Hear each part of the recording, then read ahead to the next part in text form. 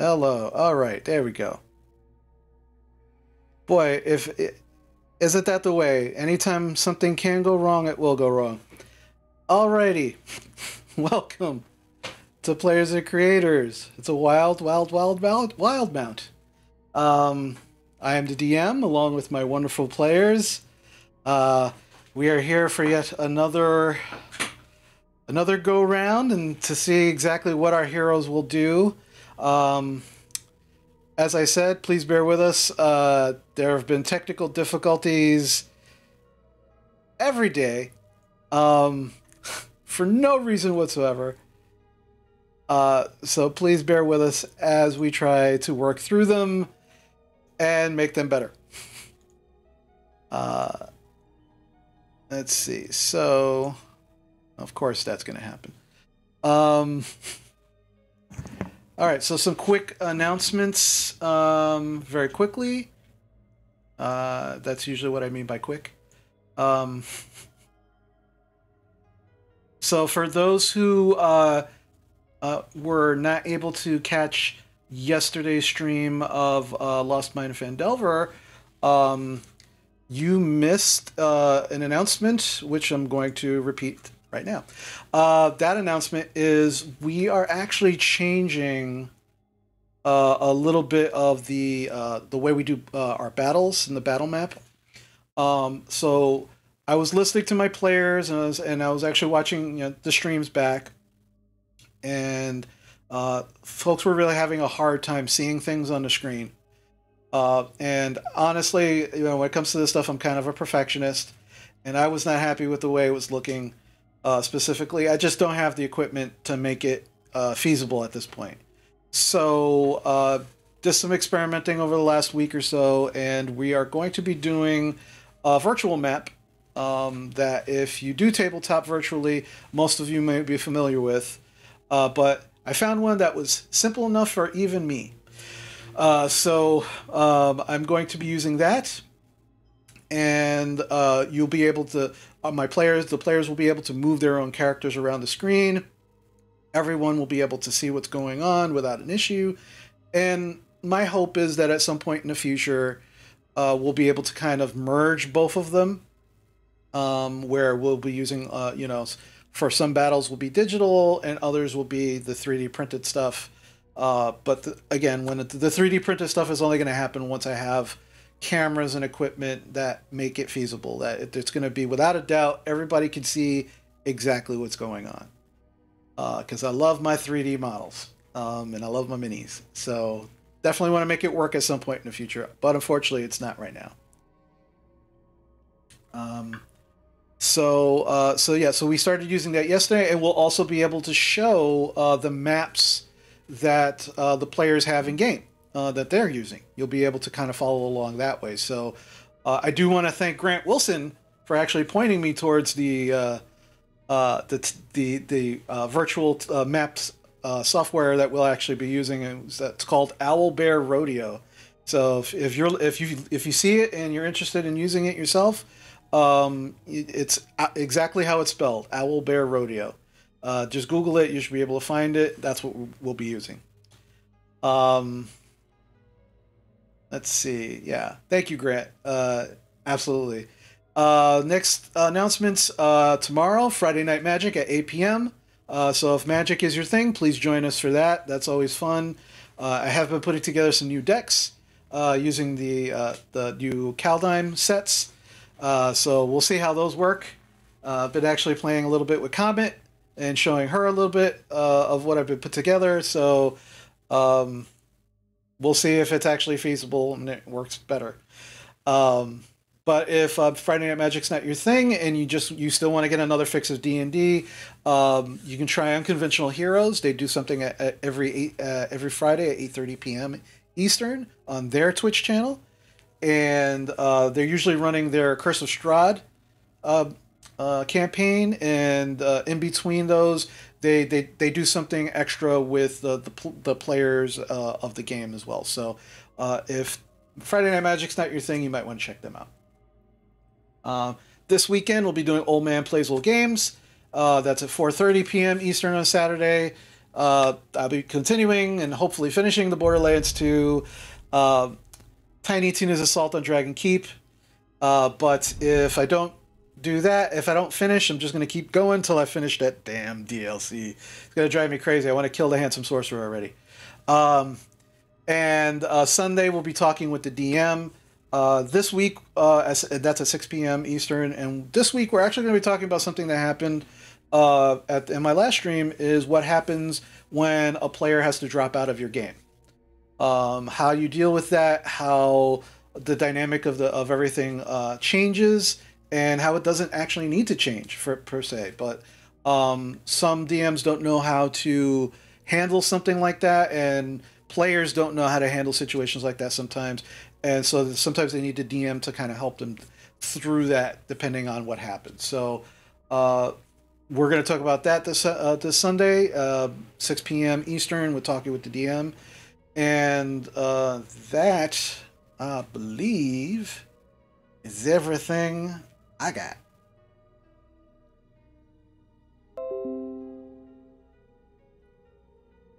Of course. I don't know why things are happening on my computer. Computer's beeping at me and making noises. It's becoming self-aware. All the added stuff. I have no doubt. All right, so with that, let's get started for this week's session. Last week, when we got together, unfortunately, there were some issues with our heroes. The group decided to continue making their way, not on the roads, but through the forest, making their way somewhat northward, using the maps that their new friend Sora has, and unfortunately began to be chased by the same individuals who crashed the memorial service at the Von Scott residence. After a number of interesting tactics, including a fog cloud, some wild shaping, and essentially just beating people up so they couldn't see what was exactly happening, you were able to actually escape from that, make your way to some abandoned cottage in this clearing, taking refuge in this cottage, and unfortunately finding out that probably the reason why nobody's lived here for some time was because the very, very large insects that seem to have taken hold in this area and has made it kind of their home. Thankfully, or maybe not, your pursuers did stumble upon these creatures as these creatures were actually trying to get at you in this cottage. You used this opportunity to actually make an escape and make your way out of danger, and finally come to a place where you can camp out and rest for the evening, seemingly out of harm's way. You did rest for the evening. Jarina had some interesting dreams. But the rest of you, all of you, woke up safe and sound, seemingly without any worries of currently being chased. And that is where we are at the moment. So, what would you all like to do? As you're all awaken, you're basically, again, you see, it seems like you were able to rest throughout the evening. You were able to take your watch. Nothing untoward happened during those watches. However, it is a new day, and things could change. So what are we naming our pursuers? We can't just keep calling them the baddies Assholes? or that. Sora, I like the way you think. I have no idea why they keep following us, except they seem to be after Squall. But you're all my companions, so it doesn't matter. Squall will be just as protected by me as the rest of us. Thank you. Jarina? I am going to ignore Galen's question and check up on Maya. Maya is kind of curled up. She's slowly kind of waking up from her slumber. She seems to have like a lot of like dirt and soot kind of all over her body. You get the impression that she probably like made her way through the chimney of this cottage to make her way out. But she seems overall fine. Outside of that. I'm going to take a cloth, wet it with some water, and just kind of like gently wipe her down to clean her. Okay. Make an animal handling check.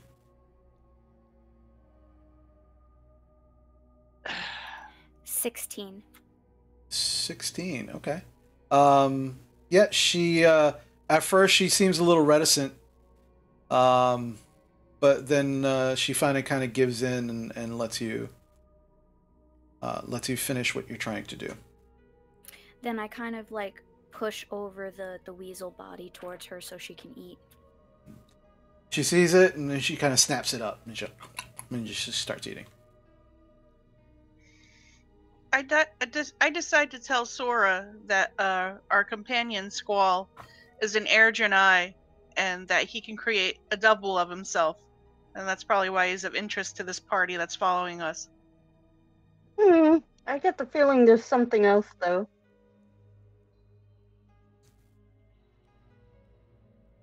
Not quite sure yet what it is, but I suppose we'll find out. Could be that he's from the capital. Any Can ideas, tell... Squall? You're muted. I truly don't know. I don't have any ideas.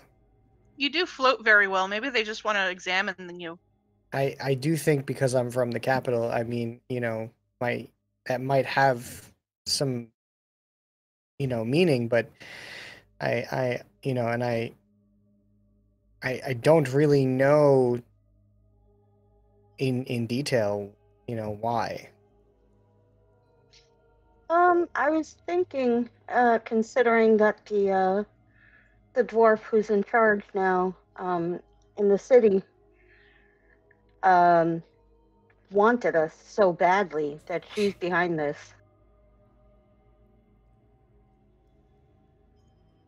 I don't know about that. They seem so misinformed. I mean, think about it. Like, don't get me wrong. They are well trained and well armed, but they're completely outmatched by just the diversity of our team. They only know that they're Squall, and they seem misinformed of... I'm assuming you're a wizard, right, Sora? Yes. Okay, so they're misinformed of a drow, a wizard, a druid, and everybody else. Because one of them saw through my disguise, and he didn't even know I was a drow, so... Whatever they are, they only know of Squall, and that's it. They don't seem too prepared for us. Well, you're still muted. I saw you say something.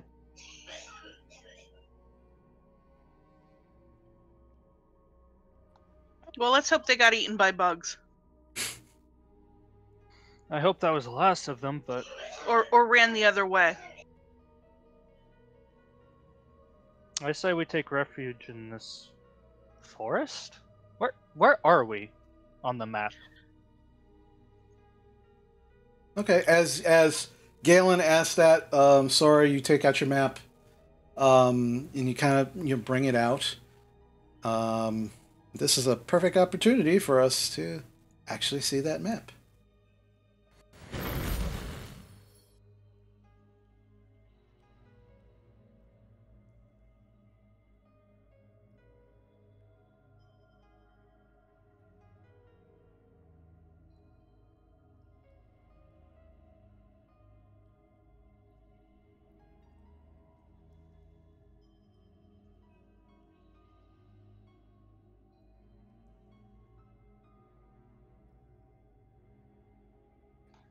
I got 18.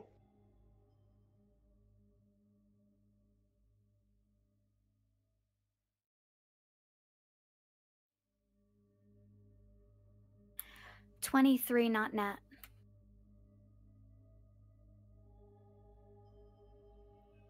I didn't roll yet.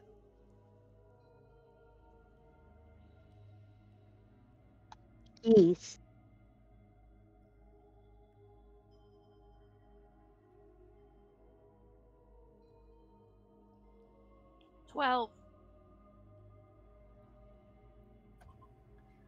I rolled an 18 plus 3, 21. I rolled a 20, non-nat.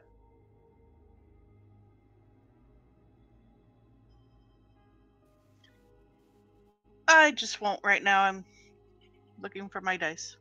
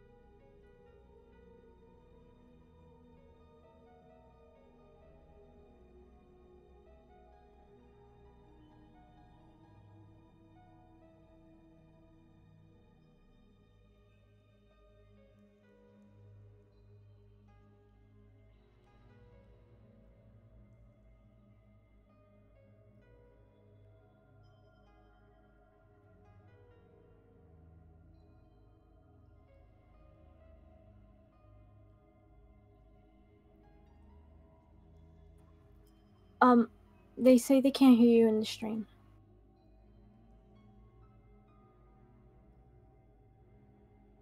All right, there we go. Yeah. Again, sorry, technical difficulties, everyone. I do apologize. Okay, so what I was saying was that it seems as if the group started here in Trostenwald. They actually came out of the secret entrance from Trostenwald right about here. And as they kept getting harrowed and harrowed, they kept getting further northwest till eventually you all figure that you're somewhere around this area.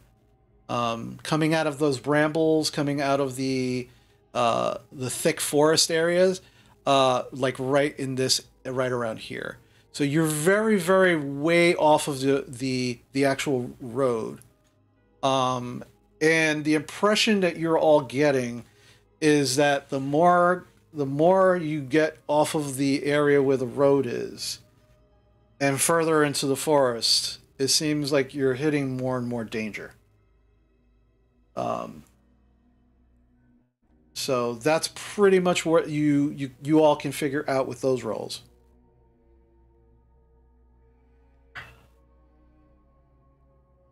So what would you like to do? Should we stay in the forest for a little bit? If I could make a suggestion, I think staying off-road and just going north would be the best bet.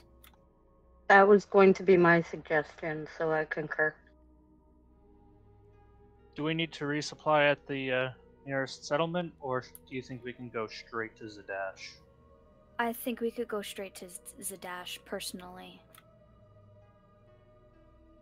Stay ahead of the rumors, I guess, of our group.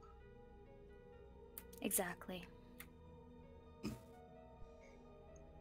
And what about I heard the Zadash is a big city, and we have allies there, so I agree. Let's just try to get through the forest. Okay. And what about the Squall team? Well, considering that we left them with the insectoids, it would be pretty much suicidal at this point to come at us half demolished, I guess you can say. But I if they really do, hope they got eaten in a But- very graphic and painful way. righto. But if they do wind up coming and trying to ambush us again, I would say our best bet is to take one of them alive to get some information, because Squall has no idea why they want them. We don't know why. It would be best if we got information from one of them personally. Well, if that time comes if they even catch up to us, I still think that we should head to Zadash first, because the more towns that we stop along the way, the more likely they are going to catch up to us.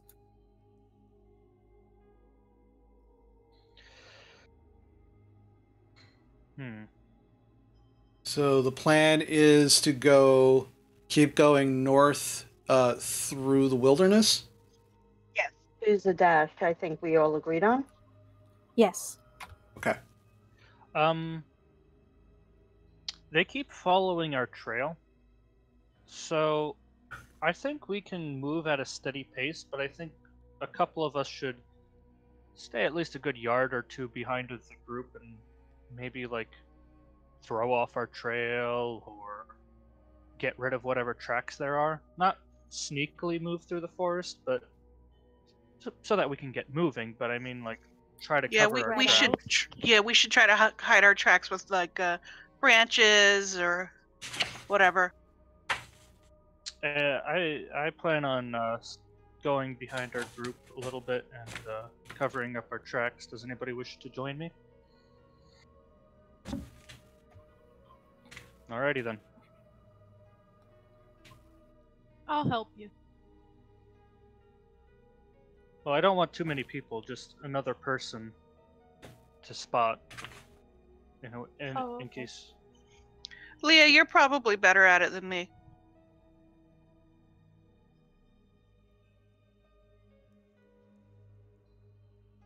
Okay. All right. So going north through the wilderness.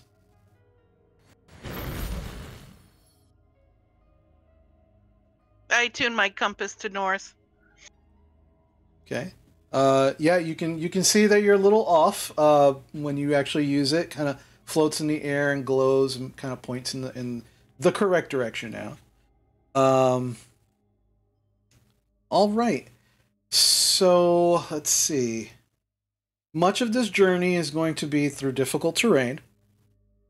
As none of you are highly proficient in moving easily through wilderness areas.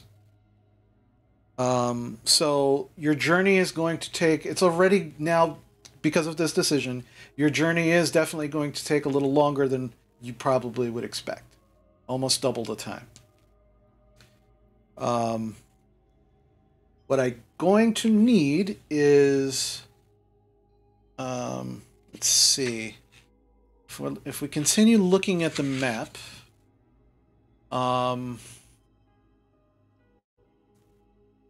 if you had a regular pace going up towards the dash, taking the road, it'd probably take you about a week and a half, almost 2 weeks. If you move through the forest,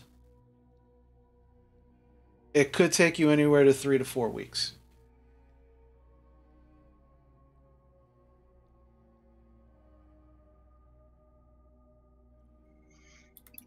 I can make water, and I don't mean I can go pee. I mean I can create fresh water for us to drink. And if we can find hunting things, I mean, you know. I do have a hunting trap. How many? 1. That thing is heavy. Okay then. And I show him my hunting trap, which is like about 25 pounds. And I don't like the those. I claw. got my foot caught in one. Well, then I'll let you know where not to step. Thank you. Alright. Hey, Rowan, can't you like wild shape into like a predator and hunt for us? I've never hunted like that before. I was thinking more along the lines of scouting, but okay. Like she could turn into a bird. Or a I wolf? can scout, but I can't fly yet. What? I can move on ahead and bring back information, but I can't fly yet. So I'm not turning into a bird. Huh. But you can turn into a wolf. I could be a wolf, a deer, a horse, a cat, a lizard, a ferret. I think a Any- wolf will be helpful. Any of these would be good. Yeah, a wolf can hunt rabbits and small game for us. Well, I do have very good instincts as a wolf, so maybe I could do that. But even wolves have a hard time with hunting. Oh, Cerberus can go with you. Could you scout and collect food as well? Because we don't want to accidentally run into any unfriendlies. I have a feeling we're going to. But yeah, I'll do that if you want. Who wants to hold the compass? I'll hold it. I give the compass to Sora. Okay. I check on Cerberus. I make sure she's well fed. And I ask her if she wants to hunt some game for us. Okay. So, just as a reminder, uh, you as being the one who raised Cerberus, you basically made sure that you didn't necessarily suppress her animal instincts, but you didn't encourage them because of what she is. She is a dire wolf. Can I just have her scout then? You could do that. Okay. I'll do that. Okay. Do you still want me to scout too then? I would say just keep your eyes open and make sure you're not being followed by anything that shouldn't be following you. Do you want me to bring up the rear? No, because what's going to happen is if she scouts, she's going to scare any game. So she's going to go to one side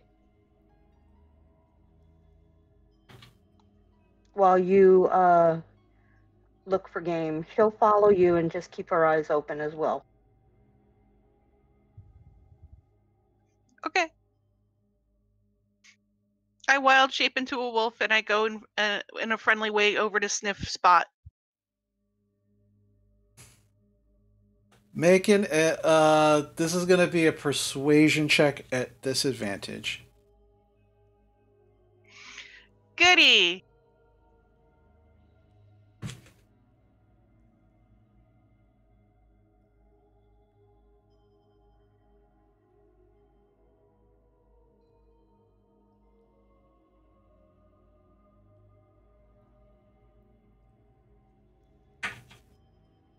What you get?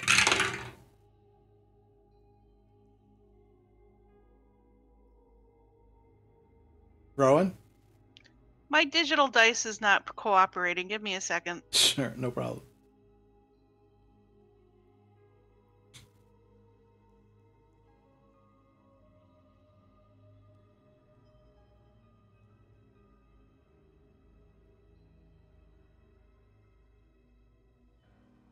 Do you have real dice to use? I do, but I thought we were switching over, so I'm trying to get used to these.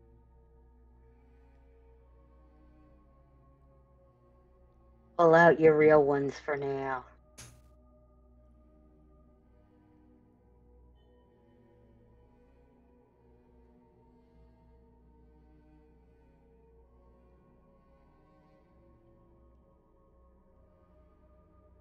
As I said, if there's going to be a technical difficulty, there will be a technical difficulty. This has been all week, folks. Wow.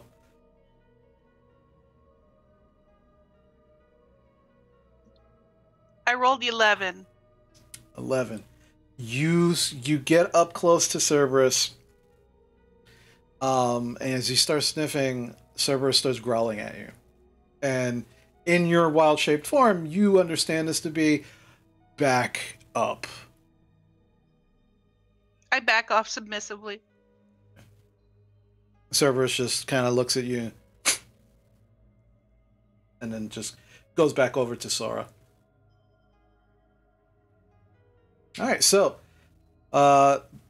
who will be taking the lead? What I'd like is some. I'd like a order in which you are all moving through the forest. I'll lead. Okay, Phoebe. I will follow Phoebe right behind. All right, Jarina. Somewhere in the middle for Squall. Okay. Who's after Squall? I guess I'll be scouting off to the side. Is that what we agreed on? Yeah, you can do that. So kind of up there with Phoebe, but just like a little ahead of her. Like I'm gonna be like parallel with Cerberus. So if she goes off one direction, I'm gonna mirror her motions and go off in the opposite direction. Okay, so Sora, where's that going to put you? Well, I was going to stay in the back and have Cerberus go on the other side of Phoebe. All right. Okay, and then Rowan over here. Okay. You said you're going to be in the back, Sora? Yeah. Okay. So who's after Squall? Squall's in the middle. He's Lucky Pierre. He's Lucky Pierre. I think me and Leah are going to be further back from the group, just kicking away tracks or making sure our tracks can't be traced. All right, so I'll put Galen, Leah, and then Sora in the back. All right, so what's going to happen is a couple of things. This is going to be a very long journey for all of you. I'm going to expect you all to use all of your rations. If you use your rations, you need to let me know. And you also need to mark them off out of your inventory if you use them. If you're going hunting, guess what? That is going to be a skill check. Because if you had a ranger in your party, this would be kind of a non-discussion. But unfortunately, you do not. So the skill checks are going to basically be based off of whether you have the ability to actually hunt for yourselves or not. And then you are also going to need to keep track of your supplies as well. So water, rations, food, all of those things are going to come into play.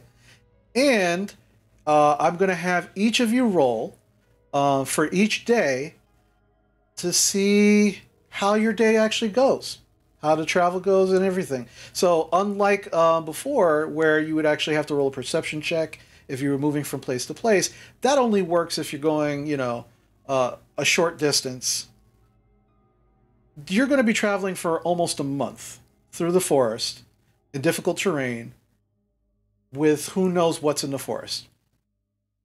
So this is going to be a little bit different than you're used to, but I'll walk you all through that and it shouldn't be an issue. But just to kind of give you an idea of what's going to happen. All right? Sounds like fun. Oh, it should be fun. It should be very fun. So, all right. So given all of that and what's happening, I would like, who would like to make the first roll? What you're actually going to roll is you're going to roll a d20, and you're going to let me know what you rolled. There's nothing to add to it. But who would like to make the first roll? Jarina's hand went up. Jarina goes first. So, Jarina, please roll a d20 for me. That is a 12. 12. All right. So, as you are all making your way through this patch of forest, you're all keeping an eye out, trying to be as quiet as possible.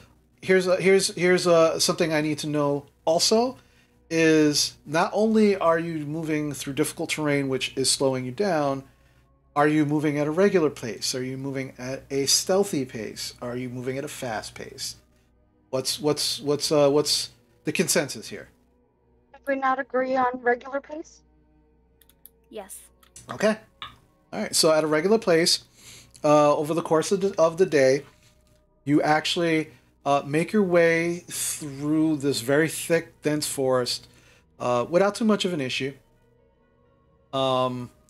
You do have at the end of the evening, you do have a difficult time actually kind of finding space to bed down for the evening, because it's really like the forest is dense. There's no clearings that you could find. You actually have to make your own kind of clearings to put down your bedrolls and things of that nature. But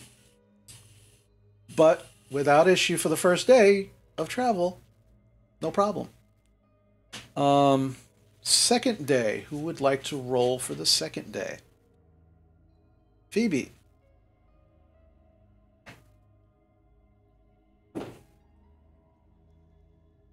What'd you get? 16. 16. Oh, we lost someone. Oh, Who did we lose? Oh, that was Mama. No, she's here. Oh, Okay. there's Lori. Okay. Sorry. No worries. All right. So Phoebe, you said 16, right? All right. So second day. Again, I'm gonna remind you guys. Also, I'm gonna remind you all. If you're eating rations, make sure you mark them down already. Okay. You all have a certain amount of days rations. So after a whole day, you can mark off one ration for that whole day. That lasts you, morning, afternoon, evening. Can I do some hunting like they suggested? You can certainly try. So you're going to you're going to wild shape into a wolf again, yes? Yeah. Okay, so I'm going to need you to make a survival check for me, please.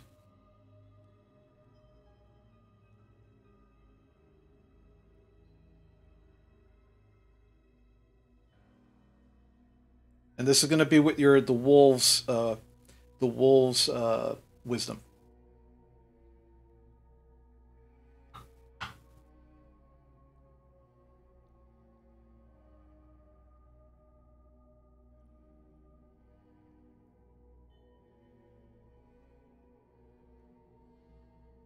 I made a boo boo.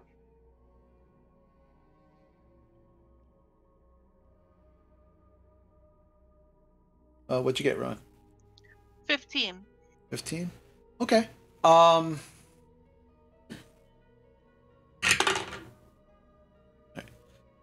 So you're making your way through the forest. Everybody's starting to camp out for the evening.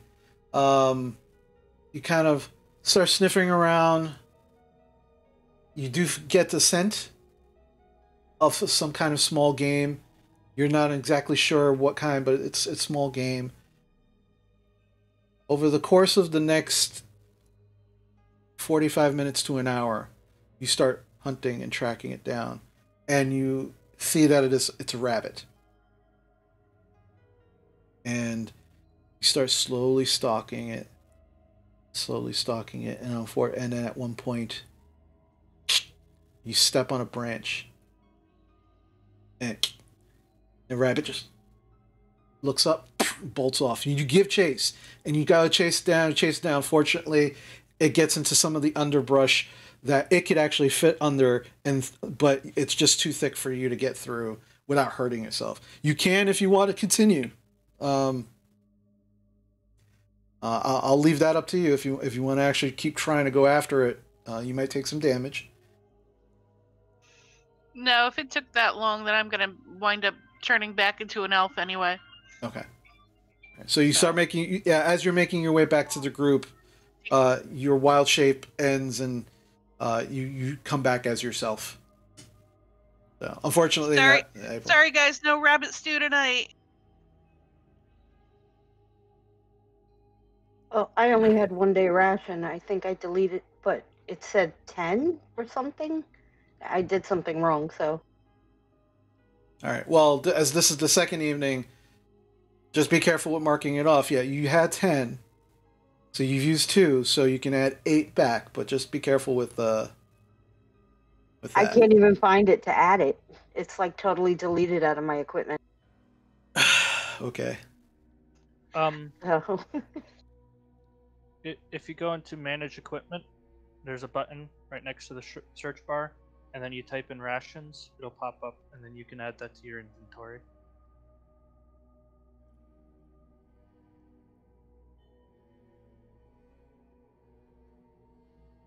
All right. So second day goes without much of an issue. Unfortunately, Rowan was not able to get some stew, but that doesn't mean that that can't it can't happen again, and that you'd be a little more lucky in doing so. Who would like to roll for the third day? Okay, Leah. So just roll a d20. Let me know what you get. 2. 2.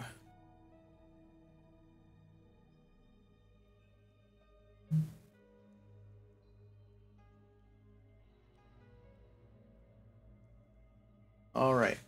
So you're progressing throughout the day, and you start to get to some areas that seem very, very rocky, seem a little uneven. And as you're progressing, it starts to get very, very steep.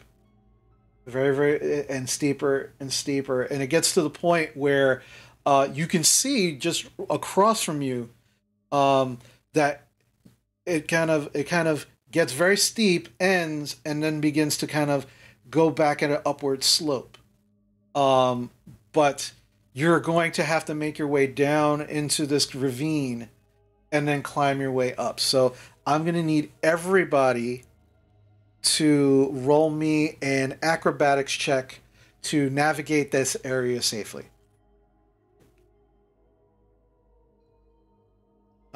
And Sora, you're gonna need to roll for Cerberus as well.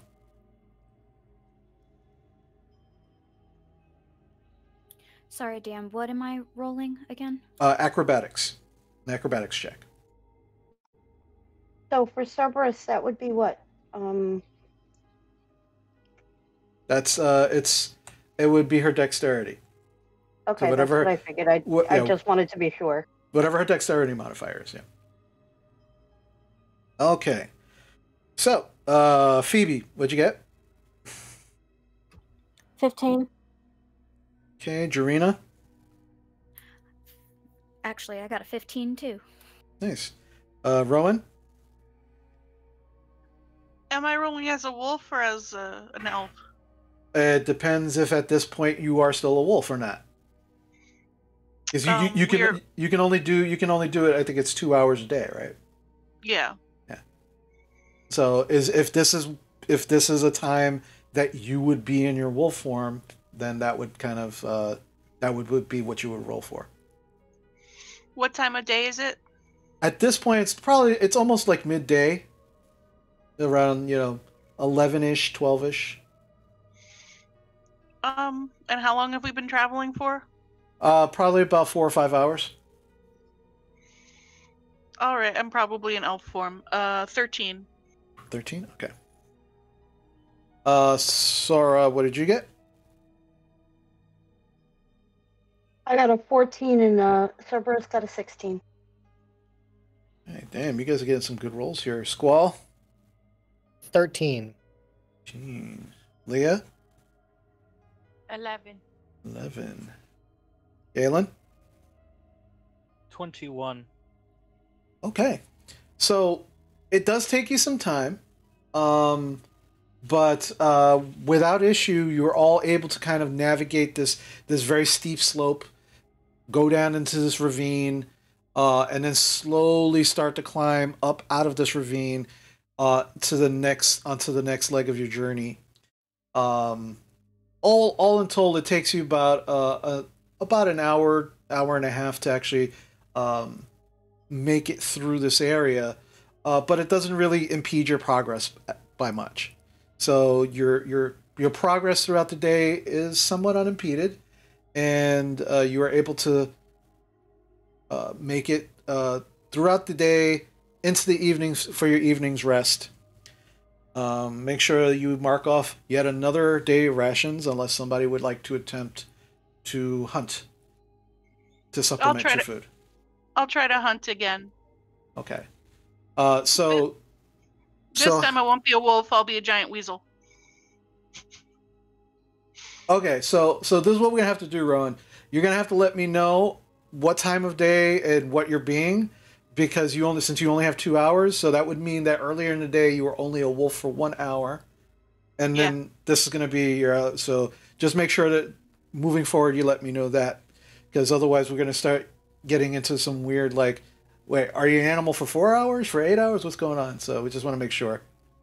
Well, I want to transform in time to hunt for dinner. Okay, so we'll say 1 hour during the day you're one animal, and then in the evening you're another animal that's good for hunting. Right? That's fair? Yep. Okay. So all right, so make me another survival check, please.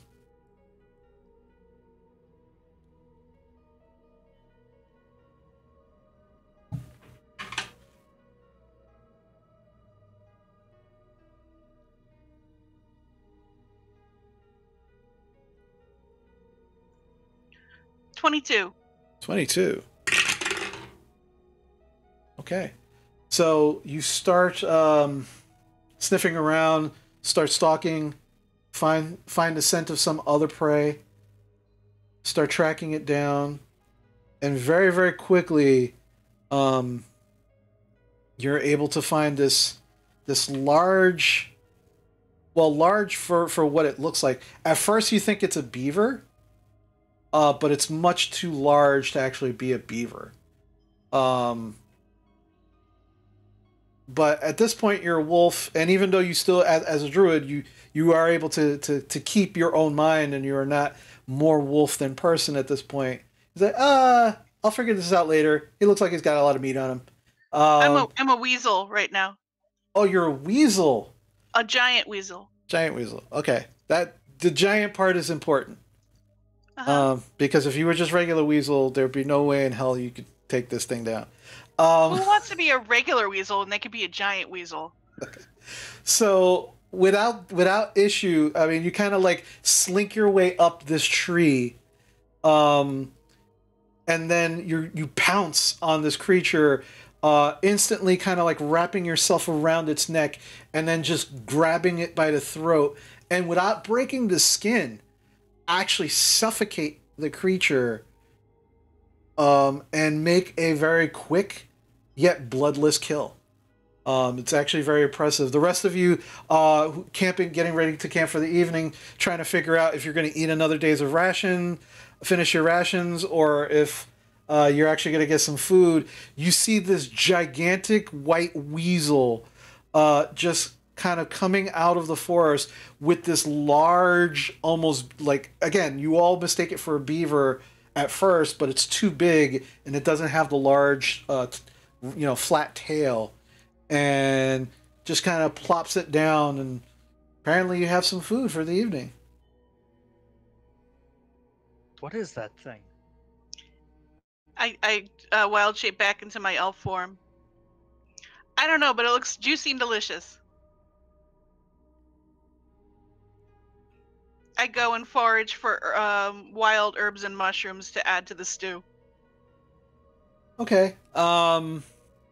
There's not so much mushrooms, but you do find some kind of wild, some wild spices, or some leaves that could probably be crushed up and thrown into the stew for a little extra spice. But yeah, so you get to keep a day's rations.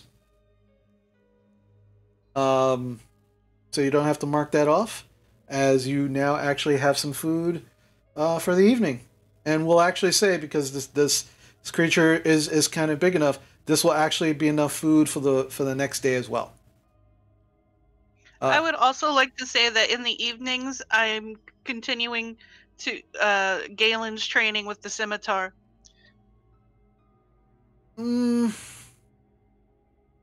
Okay. That's not an issue. Except for the fact that, again, you don't actually have like large areas. Like literally, there's just trees everywhere, rocks, high grass everywhere. Like there wouldn't be an actual spot. You could still do it, but Galen, as if you want to actually roll to see if you're actually improving or not, it will be at disadvantage just because of the limited space you have around you to do so. Guerrilla warfare. Oh, I was gonna say I figured that this would be because Galen has been forced to be trained in such bizarre environments. I figured that this would kind of be like no different from when he was being trained. In your case, there's bizarre and then there's just forest. Forest is not exactly what you would call bizarre. It's just new and it's actually different than you're actually used to. So it would still you could still do it, but it would be at disadvantage. I'll do it. Okay. I'll attempt it. All right. We're going to say that this roll is going to be for the entirety of the trip. So you can still it will still be as if every night you're training with Rowan to do this, but this roll will encompass all of that time. Okay. So just make a. This is going to be an intelligence check at disadvantage. Just straight intelligence? Mm-hmm.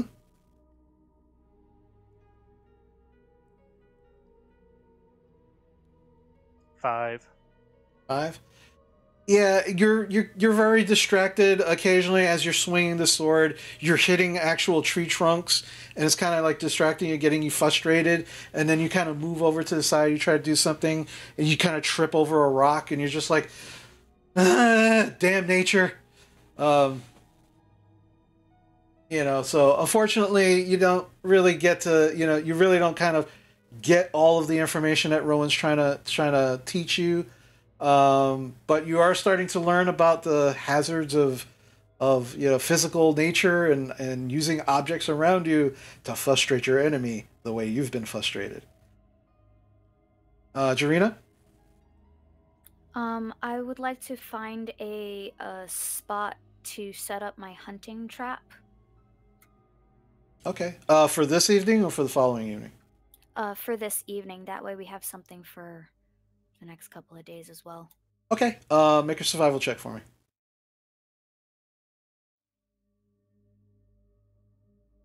22 not nat. Okay. Do we want to set up camp in the area?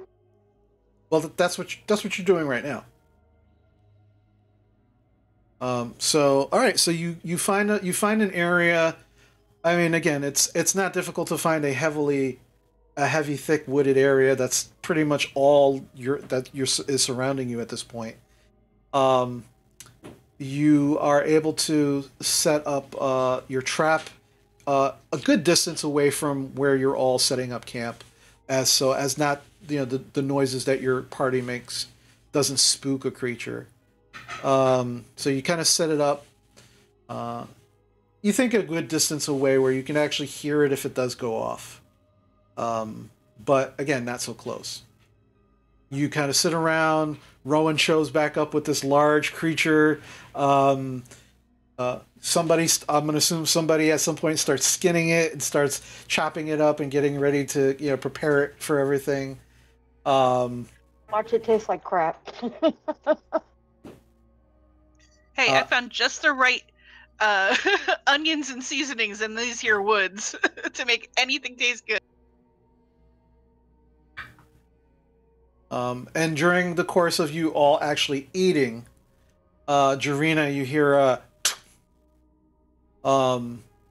indicating that the trap has gone off. I want to go investigate it. Okay, make an investigation check for me, please.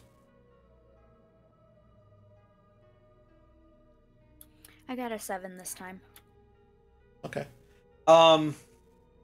You start making your way. You get a little lost. You're like, oh shit, where did I put this trap? Fuck.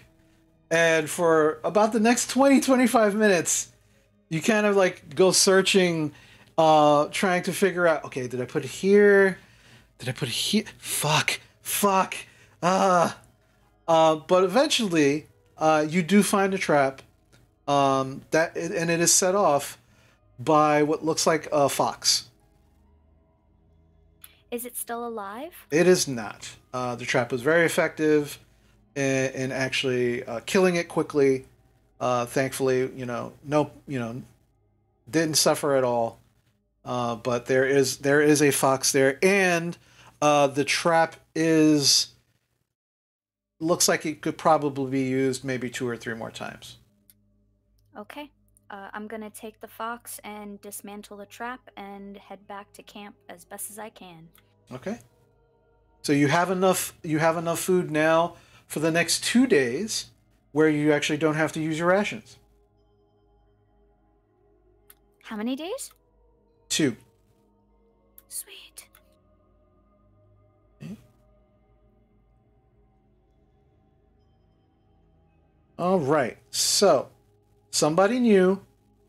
Who's next for rolling a d20 to see what happens the next day? Sara.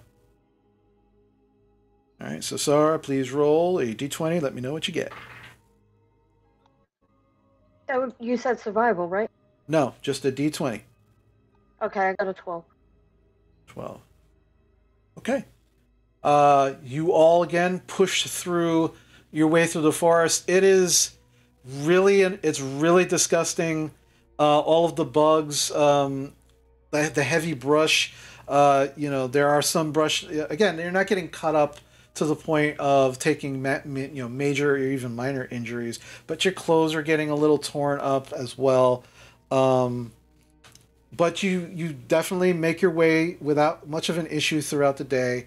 It does start raining towards the end of the evening. You all do not have tents. You only have bedrolls. So this is going to be pretty icky. Can we look for some kind of shelter, like in a heavy copse of trees or under an outcropping of rocks? Sure. Hold on 1 second, Sora. My clothes repair themselves, right? Yeah, your clothes do. Okay. So yeah, Rowan, make me a survival check.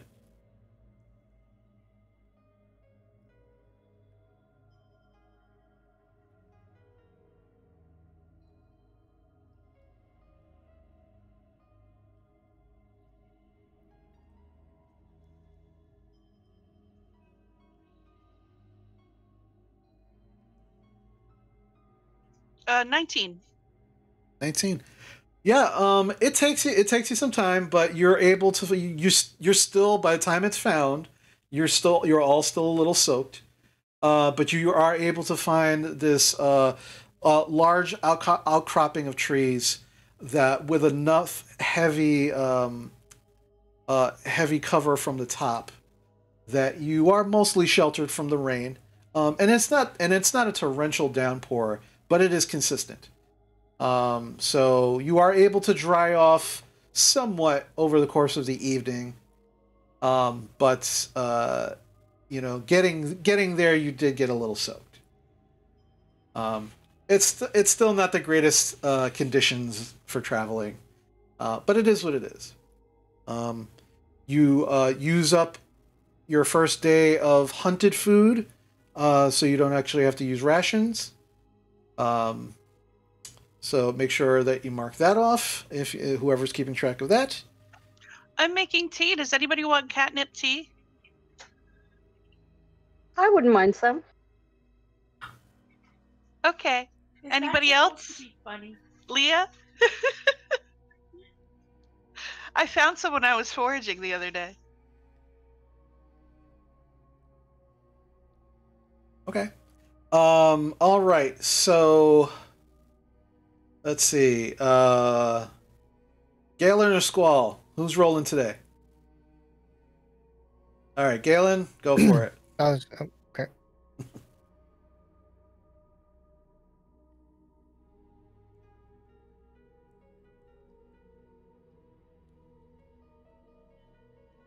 What'd you get? 7. 7. I hope it's lucky. All right. So, you continue for the next day. As you awaken in the morning, there is a lot of rain. Still, again, not torrential, but it's just consistent as you make your way through this dense, heavy forest. And you can tell absolutely, like, no one comes through here. There's no natural paths, not even animal paths. Things are just very thick, very overgrown. You're slowly getting the impression that you're probably one of very few individuals who make their way through this forest in such a manner. About 2 or 3 p.m. ish. As you're all not 100% sure what time it is, but somewhere around there, the rain finally starts to let up. Starts setting. You're like, you're actually all very kind of relieved. Another day of being soaked to the bone, very uncomfortable. It's a super uncomfortable way to travel. It's at this point, I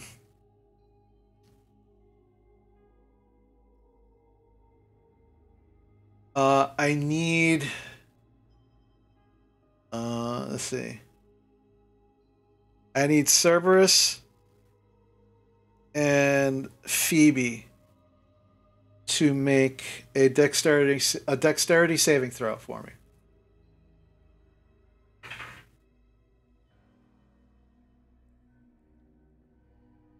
Is it straight dex? A dexterity saving throw. Okay. Zara, what did Cerberus get? 19. Was that 19? Okay. So Phoebe? 18. Okay. All right. So as you're all progressing forward, all of a sudden, all very happy that it stopped raining. All of a sudden, you hear something like, and immediately Cerberus and Phoebe just instinctually just kind of like jump out of the way. And as they do, you watch as this large net, almost like right under their feet, just kind of comes up, and you watch to immediately to the right of all of you, there is a tree that you didn't realize was bent completely over and just kind of like is now like snapping upwards. Thankfully, you both roll high enough that you are not caught in the snare, and caught in this trap. But something obviously set this, and it was not quiet. It did make a very loud snapping noise, and then the actual snare being pulled just rattled all of the trees around you and echoed through the forest at this moment. So what would you all like to do? Can I examine the trap? I would suggest we hide, because if anybody heard that, we might be in some trouble. All right, Phoebe, make an investigation check for me. Sorry, if you want to try and hide with Cerberus, you can make a stealth check for her and yourself. You said investigation? Yeah, Phoebe. I rolled a 16 plus 2, 18. 16 plus 2, 18? Okay. As you're kind of like, you walk up to it and you start like examining it, and you can see it's very very thick rope. It's frayed, it's worn, but it's woven very very tightly together. And the holes of the net themselves are not very large. Like you could barely fit your hand through each of the holes. And the ropes themselves seem very stained. Like you're not exactly sure with what, but they're just like stained with different colors, like dark browns. Just all around them. You can't really. You're not really sure with what. So. And it's large. The net itself is very very large. It would have caught you and Cerberus in it very easily with room to spare for probably another person. Based off of my travels, do I recognize where the style of trap might come from, maybe? I mean, you've heard of traps like this before, like hunters use traps, whether it's like a simple snare or nets. Like nothing about this is like specific enough to tell you anything other than this is a hunting trap. But obviously for large game. Jarina, you had a question? I wanted to tell Maya to, actually project in my head, an image of her flying up and scouting around. Okay. Make a persuasion check for me.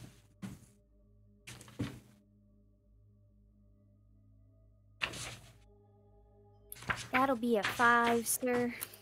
5. She kind of spits at you, and doesn't move.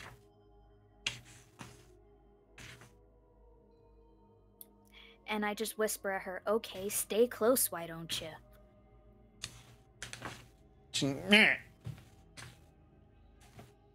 And I make the same sound back at her. Okay, and you absolutely do. All right. So at this point, Sarah, did you and Cerberus make a stealth check? Mm-hmm. What'd you get? She got a 10 and I got a 14. Okay. You both think you're well hidden.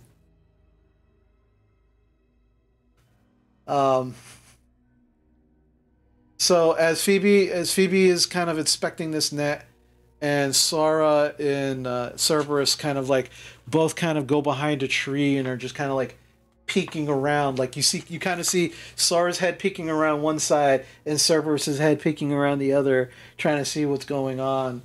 I need everybody to make a perception check for me, please.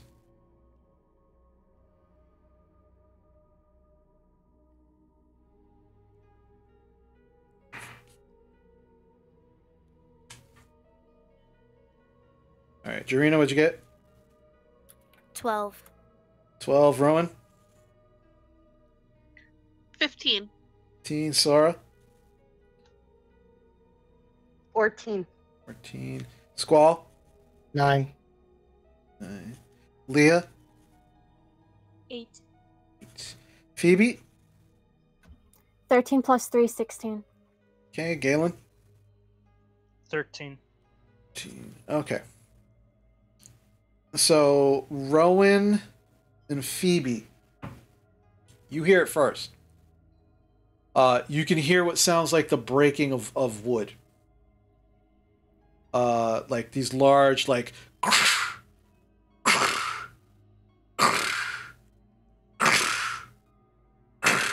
sounds. Both of you hear that first. The rest of you don't hear anything at the moment. Then slowly, then it starts to get louder. We need to run away.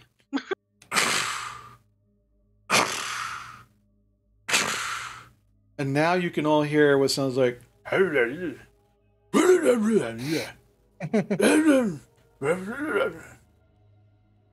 Let's go. Definitely voices. They're Let's about. go. They're not too far off from where you're at. We need to go now. I'm What are you ready. doing? What are you doing? Running. We're running away bravely. Should Okay. we be stealthy? You can't be stealthy and run away. Okay. Those two things are mutually exclusive. All right. Okay, so you're gonna run. All of you running. Actually, I like Sora's idea of hiding. All I'm right. not sure. All right. So who's doing what? So I need definitives here, folks. I would like to stealth. All right. So Sora. Running. All right. So Sora and Cerberus are already stealth. All right. Rowan said you want to stealth. Roll me a stealth check, please.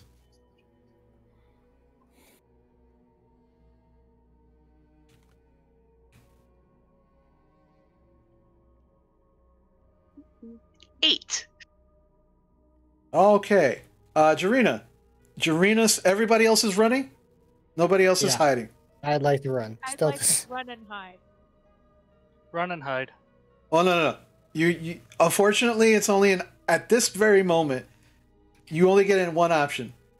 It's run or hide or whatever else you want to do, but you can't do both. You can't do two or three things.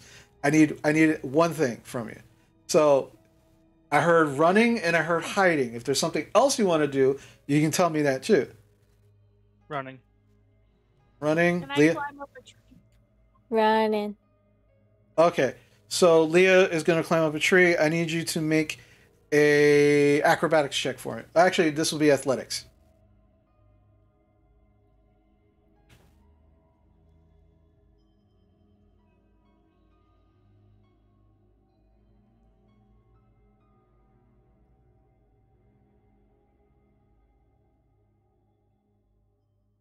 $15. 15? Okay. All right, so Leah, you start climbing a tree.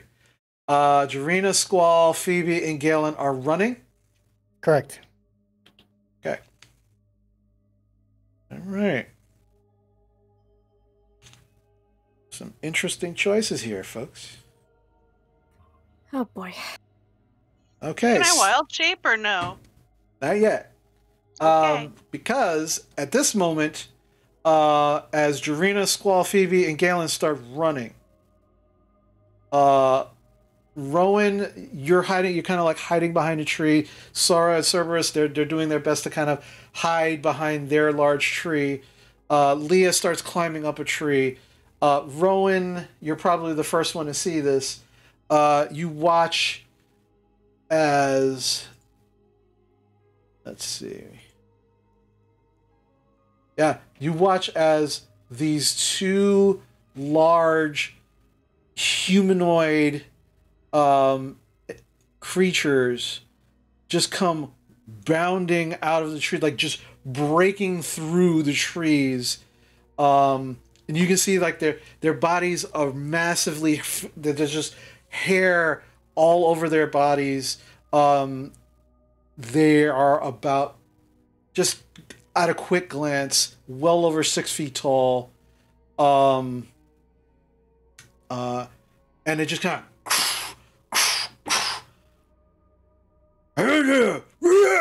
and they point to where Jarina, Squall, and Phoebe are. And there's two of them. And they just immediately start running right after them. Then you hear another voice and more footsteps. And you watch another creature a little larger than them. Not as furred, but almost similar in build. This one's wearing what looks like hide armor and has reddish skin. He just kind of comes out and he's holding this huge mace in his hand. It's just like this, it looks like almost like a club, but there's these metal bits that are just at the top of it. And he just kind of starts looking around. immediately sees you, Rowan. And then kind of looks down and goes, I'm going to need all of you to roll initiative. Okay, now we're talking. All right. I didn't think you would actually get... This was a bunch of very, very interesting choices that everybody made. So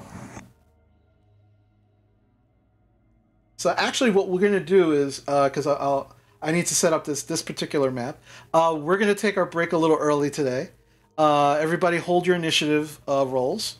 But we're going to take our break. We'll be back as soon as we can. I'm going to set up this map. We're going to be able to stretch our legs a little bit, and then we will get right into this combat. So we'll be back. Thank you for sticking with us. We'll see you soon.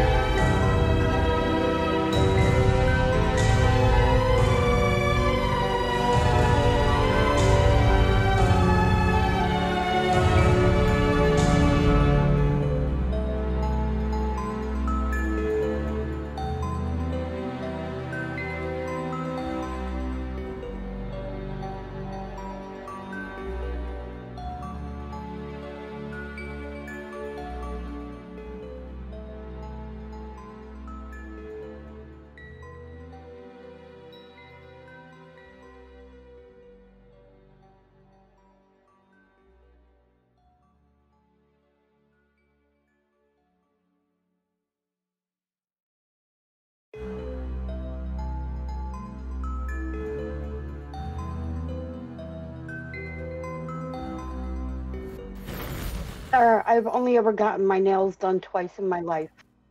And the stream just heard that. Very good. Thank you. Sorry. Always do that. Always. Alrighty. So, welcome back. We are ready to get into this encounter. So let's get some appropriate fighting music.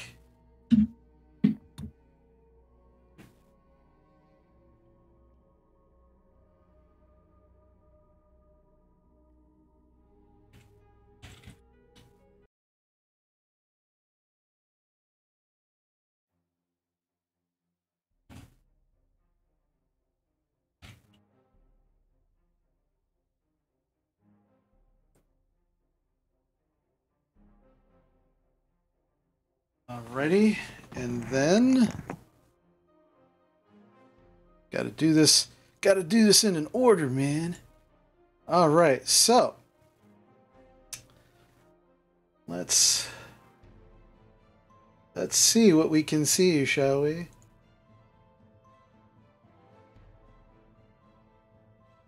What's going on with this? It looks. What?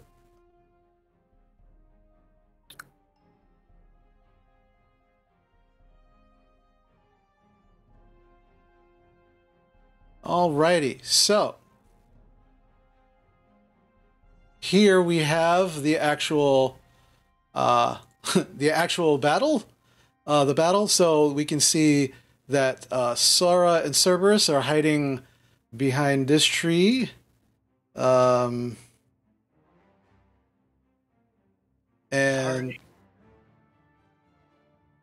let's see. This is our group right here. Team running away.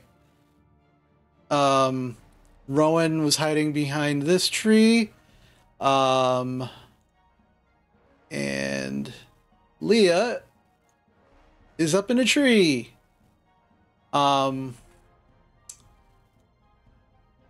So this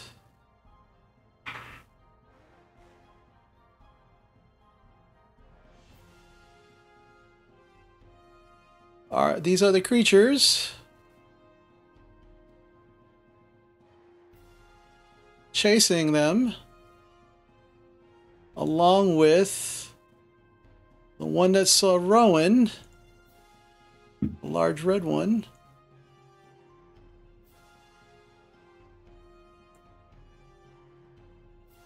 Let's see if I can make this a little better for folks to see.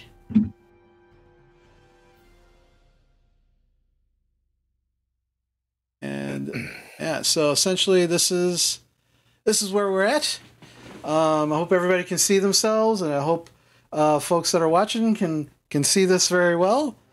If there's This any, works out great, hon. all right, if anybody has any issues with any of the stuff that's happening, please let me know so I can adjust as needed. All right, so I think that's good for now. We can see what's happening. All right, so let's get that initiative going. Jarino, what'd you get? 8. All right, big 8. Galen. 13. 13. Leah. 11. 11. Squall. 20. Nice. Okay, Rowan. 16. 16. Phoebe. 17. 17. Sora. I got a 4, and I forget what her initiative bonus is, if any. Well, when we initially talked about her, we talked about her not actually being much in combat, except for if you were using her as a mount, because there are rules for that. Okay. So if you want to mount her and use her as a mount in battle, you can, but she wouldn't actually be attacking, per se. Okay, well, she got a 13. What's that? She got a 13. Well, no, she would be acting on your initiative. Okay. So is that what you're going to do? Because otherwise she'll be kind of out of the fight, running safely to someplace. Just me then. So I got a 4. Okay. All right. All right.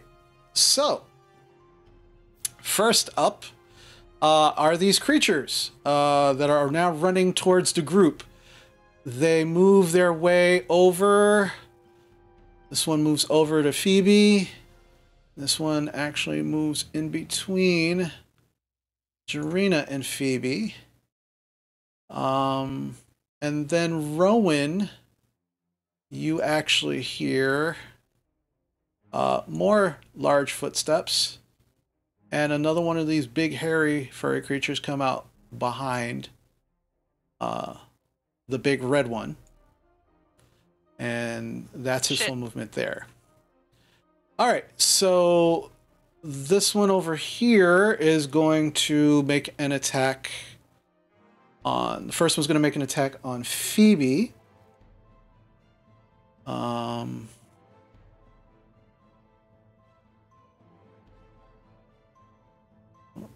It's too close, sorry.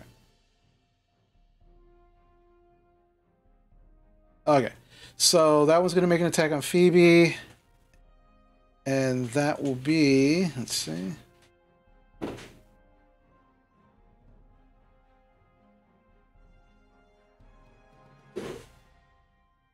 Yeah, he pulls out, they all pull out a similar looking mace.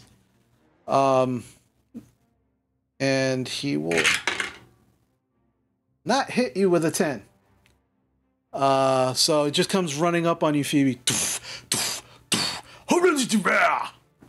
And you see it just come and you just dodge out of the way, without taking a hit.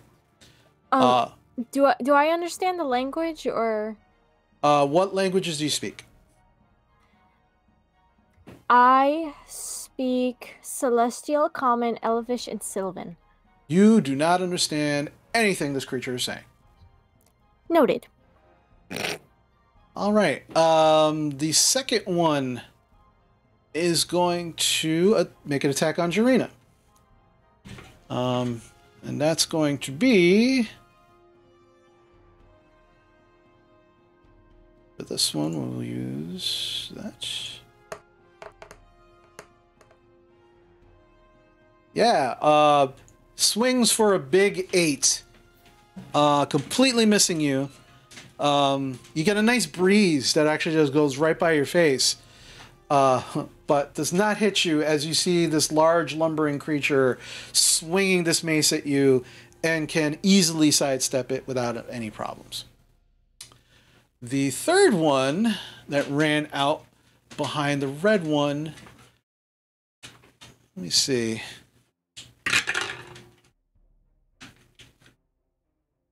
Okay. Yeah, he just kind of stands there looking around and just kind of calls out, let me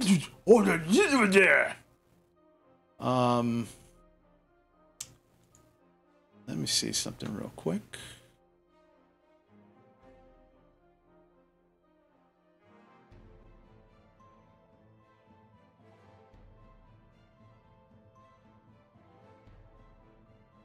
Yeah, I don't think anybody here in the group actually understands anything that's happening. I'm just double checking very quickly.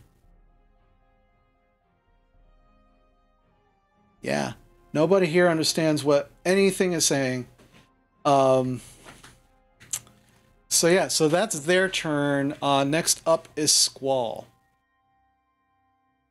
Okay. So I'm going to, well, okay.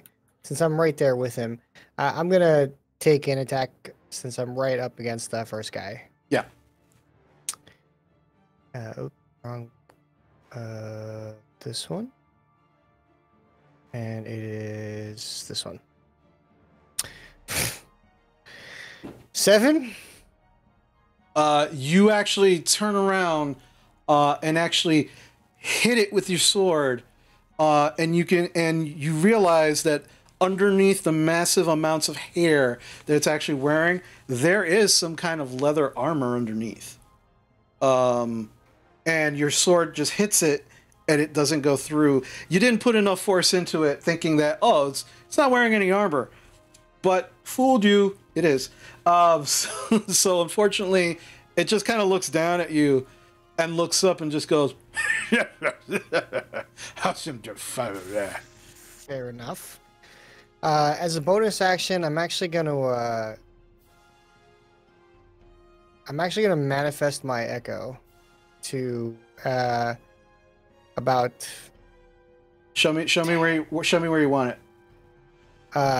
And can you see my cursor? The pointer. Use the point. Use like an eye drop. Yeah, hit the one that looks like an eye drop, and then show me. The one that looks like an eye drop, like All right. droplet. Yeah. Pointer tool. I got it. Yeah. So then I'm going to put it. I can do up to 15 feet. So I'm going to do it here, by the tree. Okay. So, boom. Right there. Yes. Okay.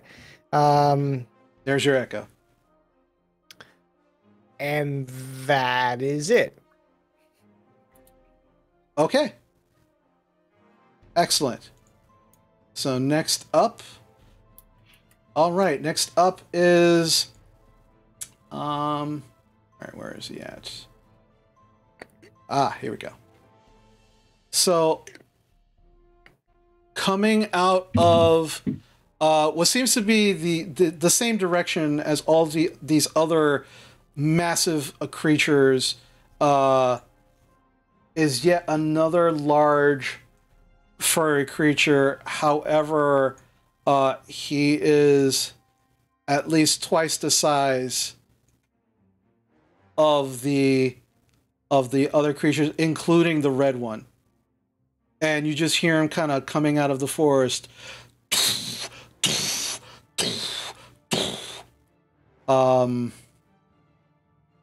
He kind of surveys the area, looking around, trying to figure out exactly what's happening. And then he reaches behind his back, pulls out what looks like a javelin, sees Leah at the top of the tree, and is going to huck this javelin at her. Okay. So that is going to be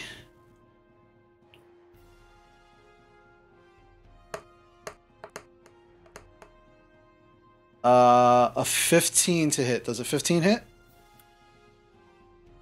My page just closed. I gotta open it again.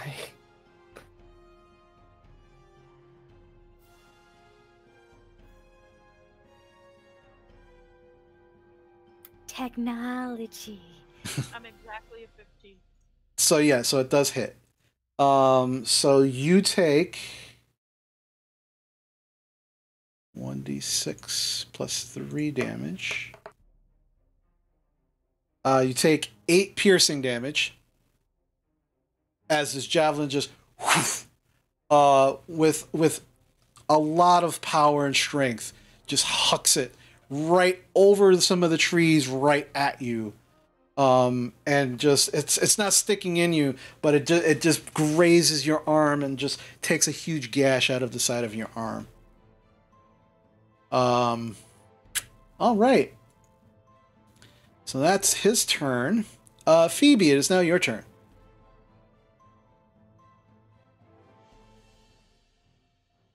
Rowan, you're after Phoebe.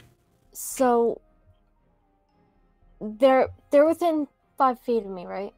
One of them, at least. Both of them are, yeah. Okay. The one to my left, I am going to use my hand axe. The one to your left, so the one that's right next to Jarina, this one right here. Yes. Okay, go for it.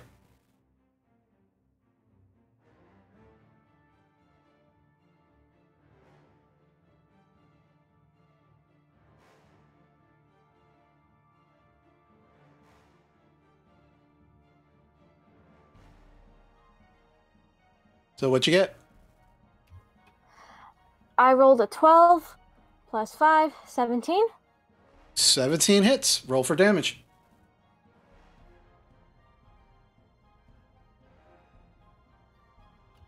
One moment, I need to take out my d6. Guys, you gotta have your stuff ready to go to do things. I almost never have to use my hand axe, so I never have my d6 out.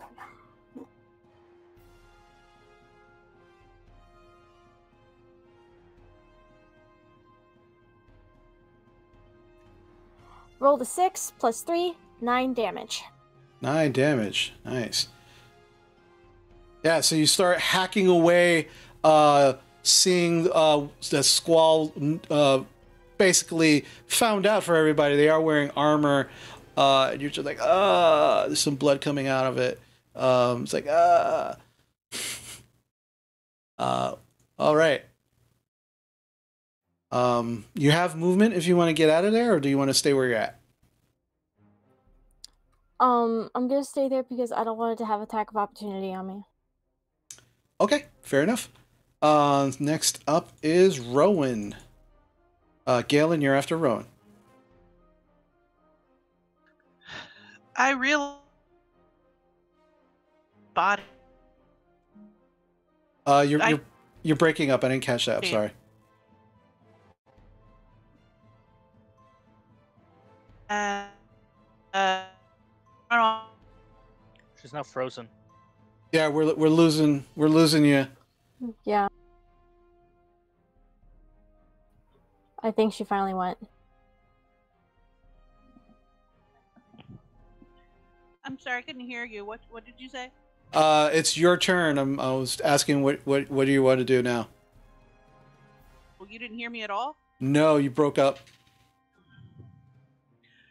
I noticed that I'd been spotted, so I wild shape into a cat and I run as quickly as I can into the underbrush. Okay. Let's see. Don't have a cat token currently for you. So what I will do is I am going to shrink your size down. We'll say you're a cat. Hey. And which way, move which way you're going to go.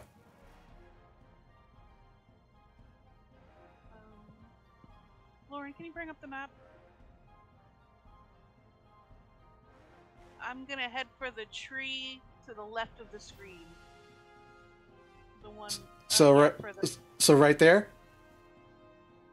Further. Okay. I think I have 40 movement. As a cat. Let me check.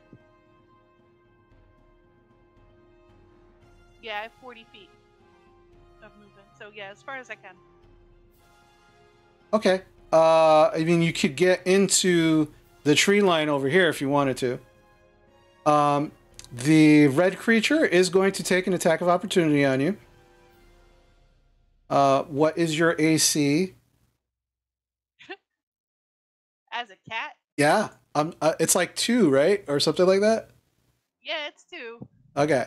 All right. So he kind of puts away his mace and pulls out a longsword. And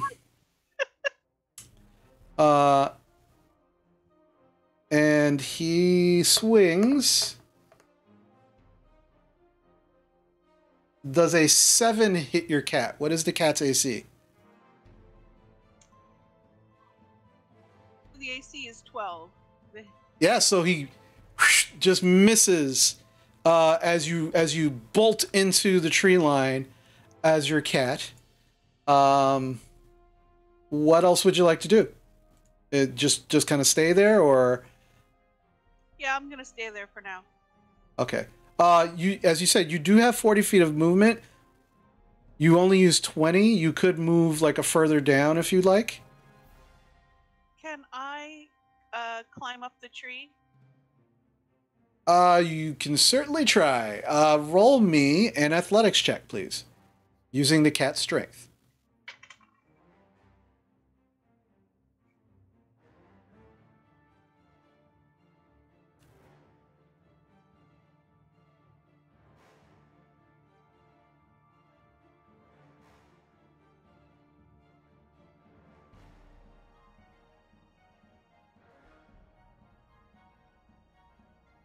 What'd you get?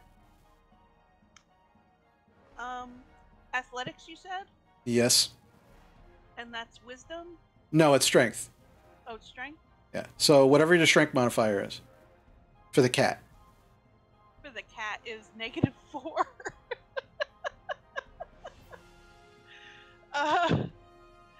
Aren't cats athletic though? Well, So sorry. well. All right. So you know what? I'll leave it up to you. As I'll say, athletics or acrobatics, which is dexterity. So Alright, do dex then. It's 13 then. it's 13. Okay. You don't get all the way up the tree. You make it maybe about another 10 feet up the tree before you get kind of very winded as the cat. It's kind of it's not one of your favorite forms. So you don't shift into it much. So you're not well versed in how well it could do. But you get up the tree about 10 feet. Not a problem. All right. So next up is Galen. Leah, you're after Galen.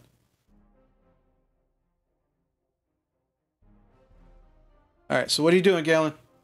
All right. I think I am going to go behind. I'm going to call the Yeti. All right. You don't leave his melee range. So there's no attack of opportunity to be had. And then what would you like to do? I would like to use my quarterstaff and try to break his leg. Like, maybe his knee, but like, try to hit him in the back of the leg, pretty much. So this is a directed strike rather than just a hit? Mm-hmm. I'm using my quarterstaff for this one. Okay, so normally you would have advantage because you are flanked with Phoebe. Because this is a called strike, you have disadvantage, so it is just a straight roll.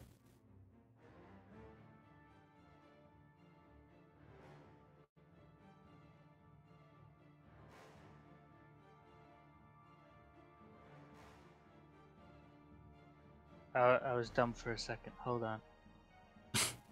What'd you get? 17? 17 hits. All right, so roll damage. Okay.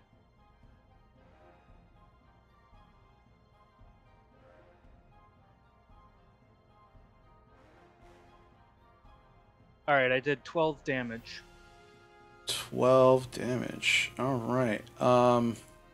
I would like to use a key point. So I have a little buff where I can use monk weapons again. Or like I could do another attack with monk weapons. So like, you know how like with a bonus action I can use key to do other attacks? Well, there's a thing I chose from the new update that said I could use like a quarterstaff again as a bonus action if I use key. Okay. I did ask for you to let me know what you were taking. So I don't remember that. So let me take a quick look. What is it called? Key fueled attacks. It's all the way at the bottom. It's called special. At the special. Okay.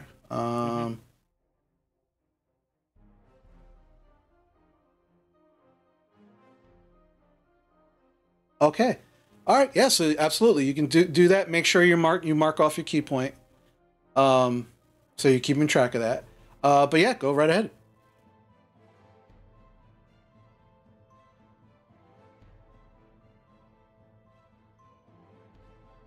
That would be 21. Okay. Roll for damage. 6. That's exactly what he had. So, so you crack him in the leg, and you hear this large cracking sound as it sounds like you break the kneecap from behind. It starts to, and as it starts to scream, you just bring your quarterstaff around, swing, and wham, right in the throat, where there's this wet gurgling sound as just blood just spurts out of his mouth. The screaming and bellowing stops, as does his breathing, and he just starts clawing at his own throat, and you can actually watch as he's literally like ripping his own throat out, trying to actually make himself breathe, and in the process just drops to the ground, no longer moving.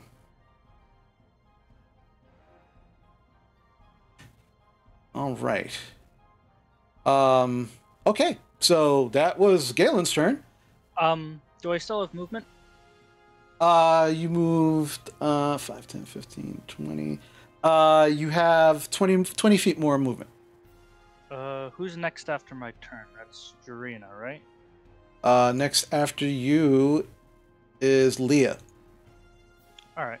Well, I'm gonna go right behind the other one. Okay. You can move yourself there. Okay. I know it's a little weird to not have me move you around the map anymore. So it's just something we all have to get used to. It's no big deal.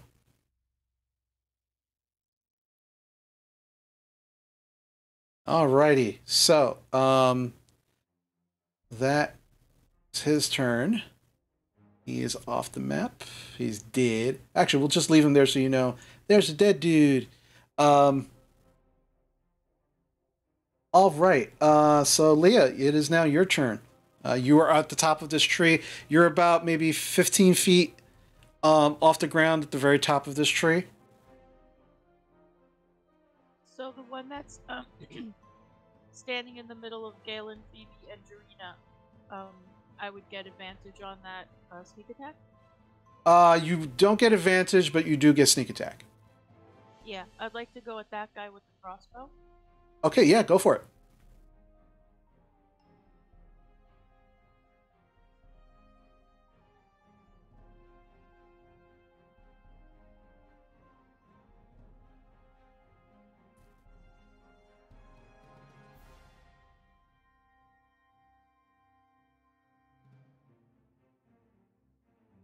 +18 +6 is 24. Yeah, I would say that hits. Yeah.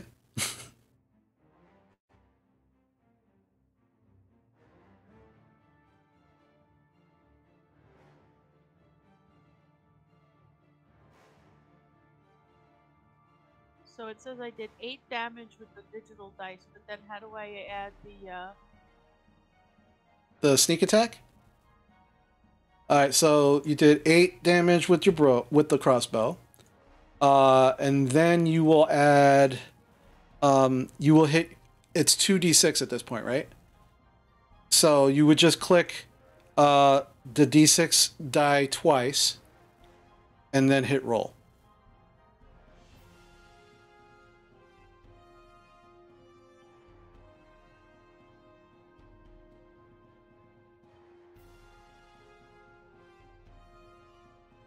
Oh, I'm sorry. It looks like at the sneak attack I could roll, just click damage. Yeah. And I rolled a 5, so it's 13 total. Okay, 5 damage. Nice, very nice. Yeah. So at the top of this tree, you just let your bolt go, and it hits it right in the shoulder, disappearing under the fur. Like, these are very, very heavily furred creatures. But you see it just react and just like, as you do that. Okay. Can I send Lucy after him? I'm sorry?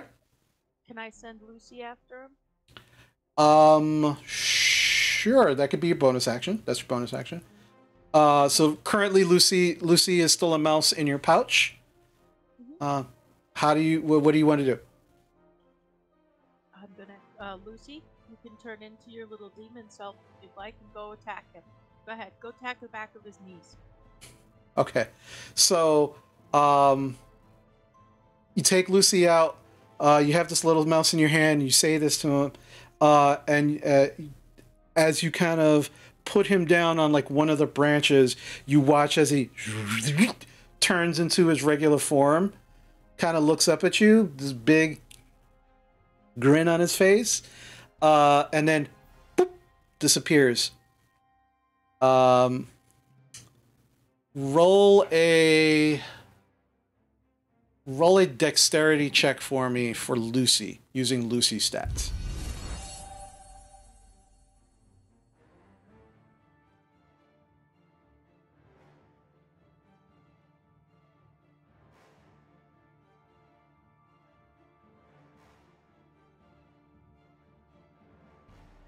So Lucy's stats, it says dexterity is +3. Yeah. And I rolled a 10, so 13. So 13. Okay. You get the impression that without issue, Lucy was able to make it down the tree without any problems. And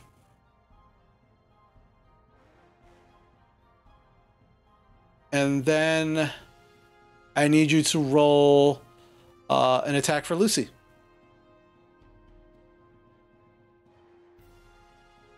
So I don't see like an attack bonus. Oh wait, I'm sorry. That's right. Due to the nature of what Lucy is, Lucy actually cannot be directed to attack. We did that earlier, and that was my fault. Lucy can attack if it wants to, but it's very strange because it's a familiar, and familiars are not. It's a little weird with Lucy.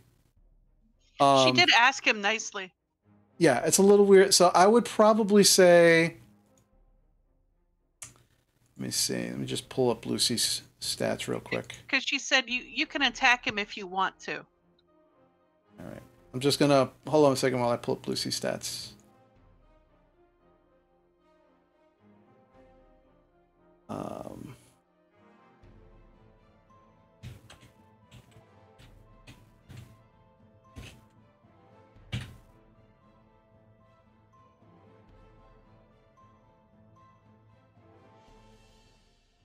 Okay. Sorry, I just this is strange circumstances for this particular familiar. So while it does have the ability to attack because of the type of creature it is, it is considered a familiar. And based on the rules of a familiar, let's see. Yeah, just so we're all on the same page. Your familiar acts independently of you, but it always obeys your commands. In combat, it rolls its own initiative and acts on its own turn. A familiar can't attack, but it can take other actions as normal. Okay, so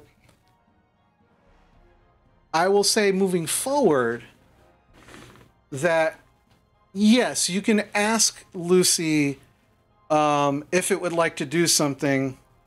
It will do its best to follow your commands, but when it comes to attacks, what we'll actually do a random roll to see if whether it will attack on its own or not. Okay, so it did follow your command. It jumped down the tree. It ran up to it. I will say roll me a d6. On a 1, from a 1 to 3, it will not attack. A 4, 5, or 6, it will attack. And that's what we'll do for Lucy from now on. I rolled a 1. A 1. Okay, so you don't see Lucy actually do anything, but you definitely do get the impression Lucy jumped down and is ready to do something, but you're not sure why it's not attacking. Okay. Okay. All right. Yeah. Sorry about that. Like I had meant to. I had meant to talk with you about Lucy about Lucy because Lucy is a strange variable in the rules with D&D because of what he is, and he's got basically two definitions of being this creature but also being a familiar. So at the end of the day, we actually have to kind of follow the familiar rules for it. But we can adjust as we go. It's not a problem. Okay, no problem. Alrighty. So, moving forward, next up is the large red creature. All right. So completely missing this elf that now is a cat, and has a very confused look on its face. See, it's going to make a perception check to see if it actually can see this cat. Okay. Okay. It is going to starts looking around, saw where the cat went, turns around and sees Sora. Because Sora, you did not roll a very good stealth check. So it is going to make its way over to you. And it is going to swing the long sword that it has at you. And Sora, you can actually see it's wearing chainmail. And it's got patches of holes in it and everything, but it is wearing like some sort of like metal armor. And it comes running at you. And he will swing to attack. And that is going to be a 22 to hit. Yep. All right, and he hits you for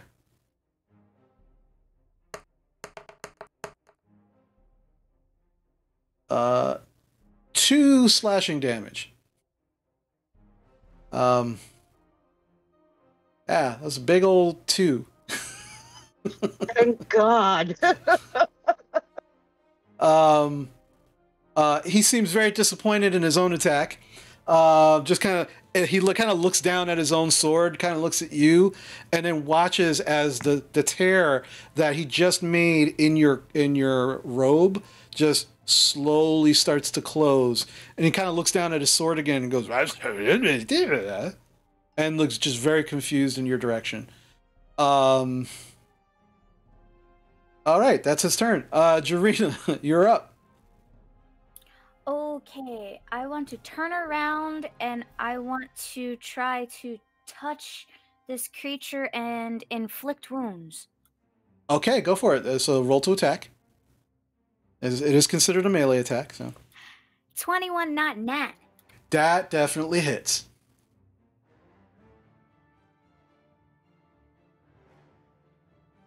And that is 5 necrotic damage total. Okay, yeah. As you touch,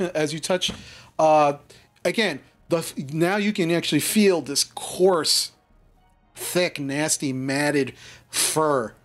And you actually have to dig through this fur briefly just to get at the skin. But as soon as you make that skin contact, there's this like greenish black glow from your hand. And you all of a sudden, where there is bits of skin that you can see the veins turning black going up its neck as you release this energy. And it just kind of stands there. It's like, ah, ah! And then immediately where these black veins are, you just watch as it goes, poof, poof, poof, and just these pinpricks of blood just start bursting out from the veins as it starts like screaming as you let it go. Still standing, but doesn't look very, very, very good at the moment. Got it. And that is going to be it for my turn. Okay. As you do this, Maya flies off of your shoulder and flies over to this tree. You start to get these impressions in your head, Jarina. You start to see these pictures that you've never seen before. Not anything having to do with you. And the feeling that you're getting from Maya is almost one of not just fear, but kind of trauma. Like PTSD? Kind of, yeah. Kind of. But it happens very briefly as she flies off to this tree, and then that will be her turn. All right. Next up in the rotation, Sora, it is now your turn. Okay. I am going to move. Okay, where are you going to move? I mean, you can move her, just... Right there. Okay. Can I move Cerberus at the same time? Well, no, Cerberus is going to run off in this direction, and try and get someplace safe. Perfect. When I get there, I am going to cast Thunderwave. Alrighty. So that is that's 10 by 15 square feet. Okay. Thunder wave.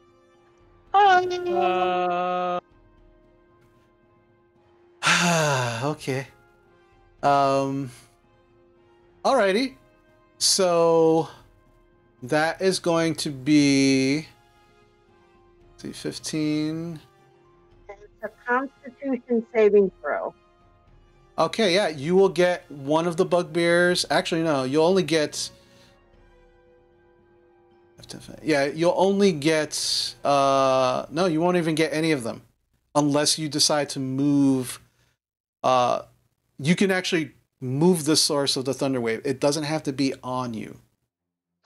Okay. So where would you like I didn't to... realize that. Yeah. The two bugbears to my left. You don't know that they're bugbears. Well, I heard somebody say it. Sorry. You don't know that. Okay, fine. The creatures. All right, so the two similar looking creatures over there. Okay, yeah, you can do something like that. That's not a problem. Okay. So what do I have to roll? It's a Constitution saving throw of 12. 12. Alrighty, let's see what they get. So the first one, we'll say the smaller one, fails. The bigger one also fails. All right, so what happens when they fail? Okay, so when they fail, they get knocked down and are pushed 10 feet away from me. Alrighty, so... And they take 2d8 thunder damage. Okay, so roll the damage.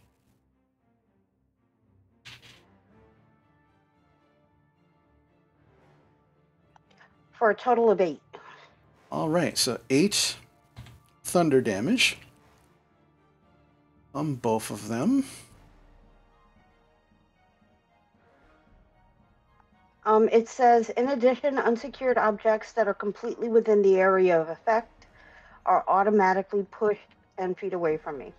So stuff like stones and stuff, I guess. Yeah. So, all right. So the first thing that happens is they get pushed 10 feet away from you. So this one goes flying into the tree. Goes boom! Hits the tree. Will actually take an additional... D6 of damage because he couldn't make the full 10 feet, and does take an additional 6 damage from just being blasted into the side of this tree, and is knocked prone. The larger one gets knocked back 10 feet. There's nothing that actually stops him, stops his momentum. So he does get knocked prone. Let's make him prone. Let's see. I think I can do that. Yeah, there he is. He's prone. So it's this one. And yeah, that was a great great round for you, Sora. Oh, sorry. I'll fix that. Oh no. Oh no. She thunder waved so hard that everything went black. Yeah.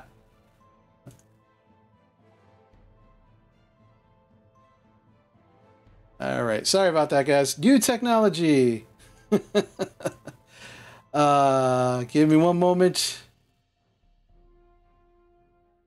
I will fix it. I'll fix everything.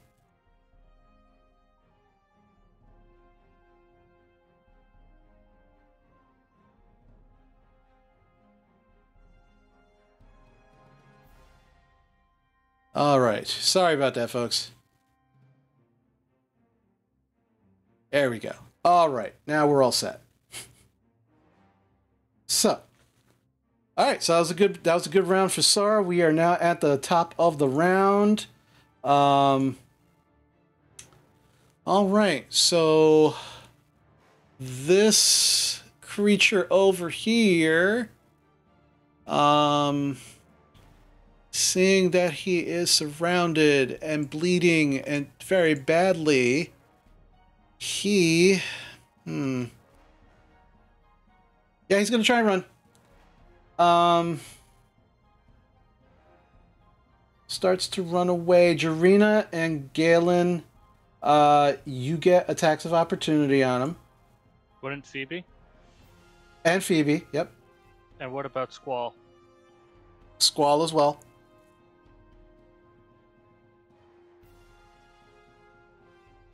All right, so Jarina, what'd you get? 17 with my staff of flowers. Okay, 17 hits. Roll for damage.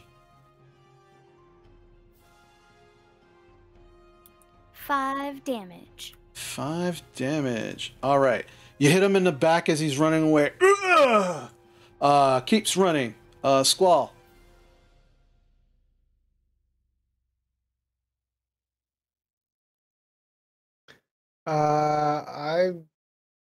I'm gonna try throwing my axe at it. I have a throwing axe. Well, no, you can. This is as he's running away from you, so you can actually. Oh, I get a. Oh, Yeah. okay. If you want to take it, you don't have to take it if you don't want to. I mean, yeah. I'll take it. I'm just saying.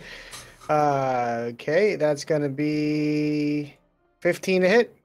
Does not hit. Ooh. Yeah, you swipe at him. Actually, wait, let me double check. Yeah, unfortunately, it does not hit. Wow. You take a swipe at him. You feel your sword cut into something, but realize that it is that leather hide armor that he is wearing, and it does not actually make skin contact. So unfortunately, no hit. Phoebe, would you like to take your attack of opportunity on him? Yes, I would. I'm gonna take out my my longbow. Well, no, the attack of opportunity is a melee attack because he's technically still right next to you as he's running away. You're swinging at him as he's running away. Gotcha. All right, so I'm gonna take my opportunity with the hand axe. Okay. Nat 19 plus 5, 24. That hits. Roll for damage.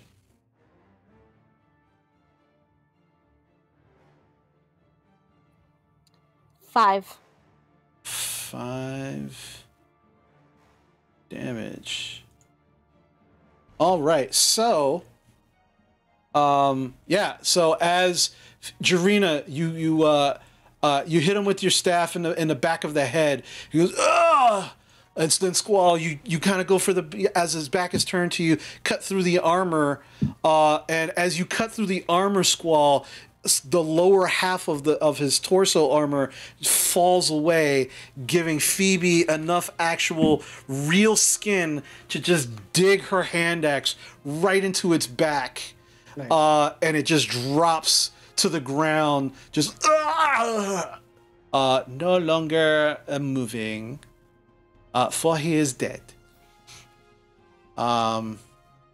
And Galen, you were just ready to just whack him, but you just watched him fall to the ground as like he just got hit 3 times by 3 people. So you still have your reaction, Galen, in case you need it,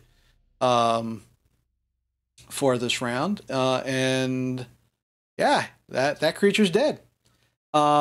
This one is going to he's going to get up from prone. He is going to,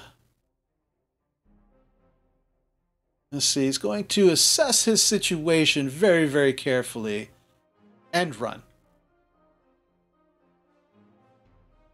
It's about as far as he can get. Yeah. So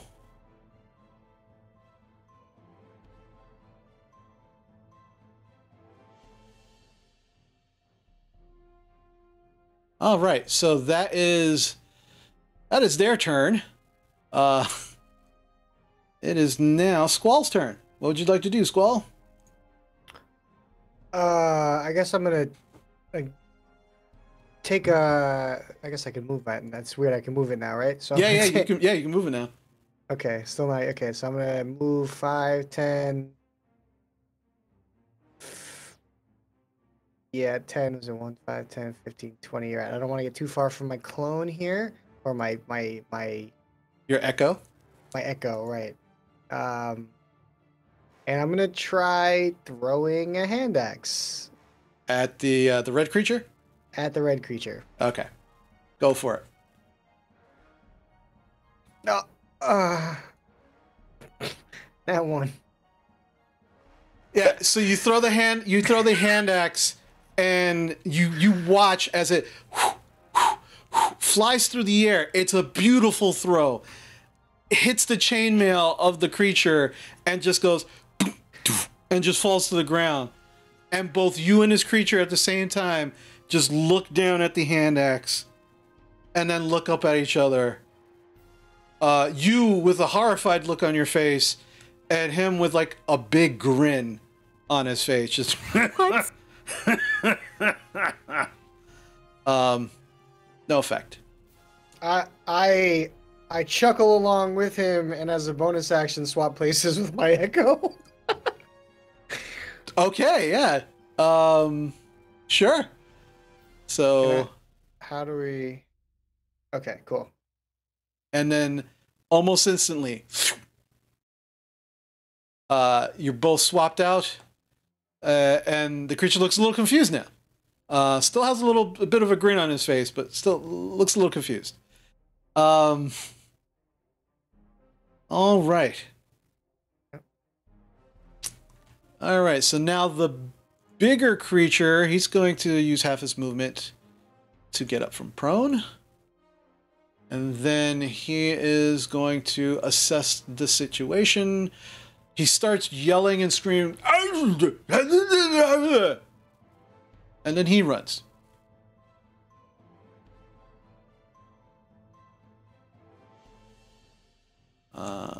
Yeah. That's what he's doing. All right, that's his turn. Phoebe, it's your turn. Yeah, let me look at the map again real quick. Okay. It's so weird that I can move my own character. I am going to move 20 feet. No, wait. Sorry, hang on.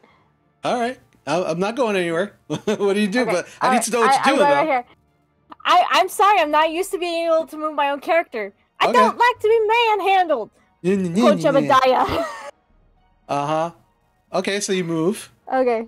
And I'm going to take my longbow and fire at this red creature. Okay, go for it. Roll for an attack.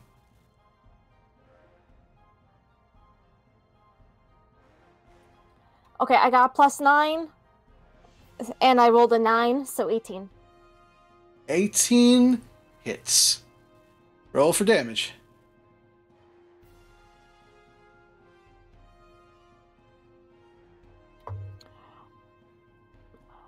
Rolled a 7 + 5, 12 damage.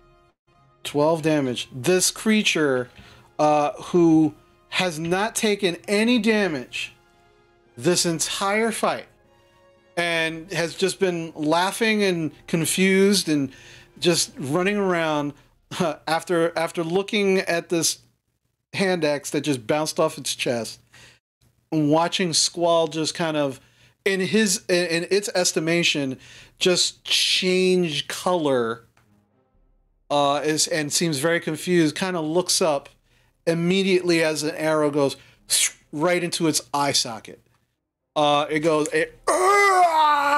It starts clawing at its eye, trying to pull the arrow out. Is unsuccessful because he loses so much blood, he collapses to the ground dead. Wow. Wow. 12 damage. Wait, 12 was its full damage? Apparently so. Wow. He had a very high AC, but not very strong. All right, so with that, it is now Rowan's turn. Rowan is a kitty cat hiding in the trees. Hiding in the trees. I am a cat. Meow. Meow. There she is. There she is. She was hiding. All right, so what would you like to do? You are about 10 feet up, just kind of like claws stuck in the tree, kind of like looking around. What would you like to do? I'm good where I am. I'm just gonna get out the popcorn and watch the party take care of business. Okay, so you're just gonna sit. You're just kind of still claws, kind of like it dug into the tree, and you're just kind of watching these From my creatures kind of vantage run point, past yeah, you. I'm watching the comedy show. These creatures running around trying to get away from everyone. Yep. All right, fair enough. All right, Galen, it is now your turn. What would you like to do? I think the situation looks to be resolved. You can still see these creatures like running away. Yeah, I think he's not gonna chase. I think he's going to start looting the body he killed and seeing if it has anything of value. Okay. All right, so we'll get to that. Leah, you are still at the top of the tree. It's now your turn. What would you like to do? Am I close enough to take a shot at the guy who's running away from Rowan? Let's see. You could certainly give it a try. What is the range on your crossbow? 8320. Yeah, you feel like you could probably take a shot at either one, to be very honest. I'll take a shot at the one closest to Rowan. Okay, go for it.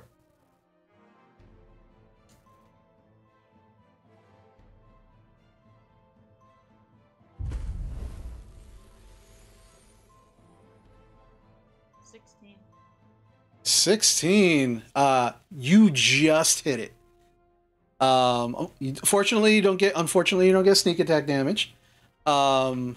But you definitely hit it, so roll damage. 7.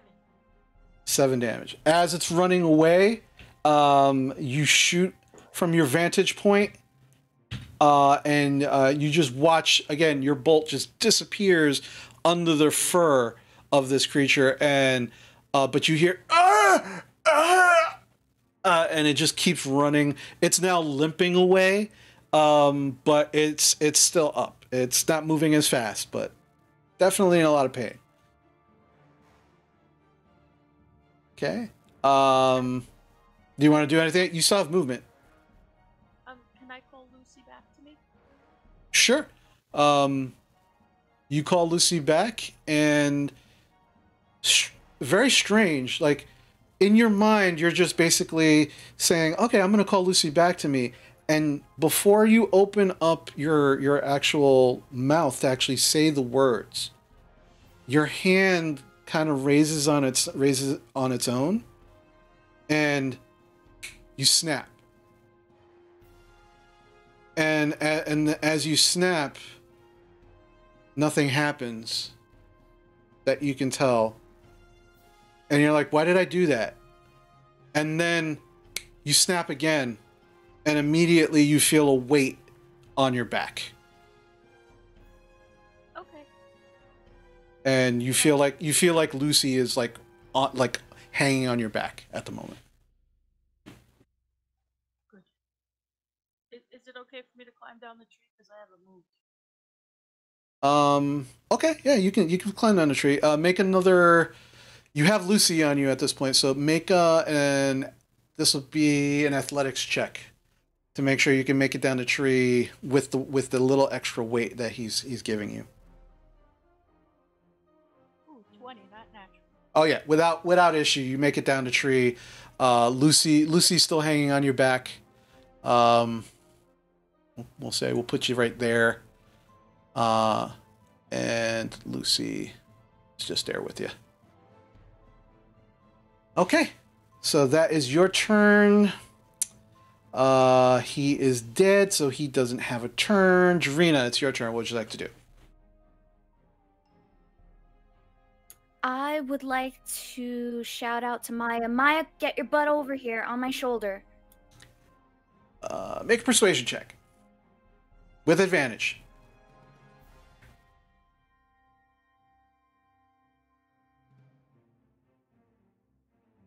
I rolled a 2 and a 4, so the 4 plus 3 is 7. You hear in the distance, ah!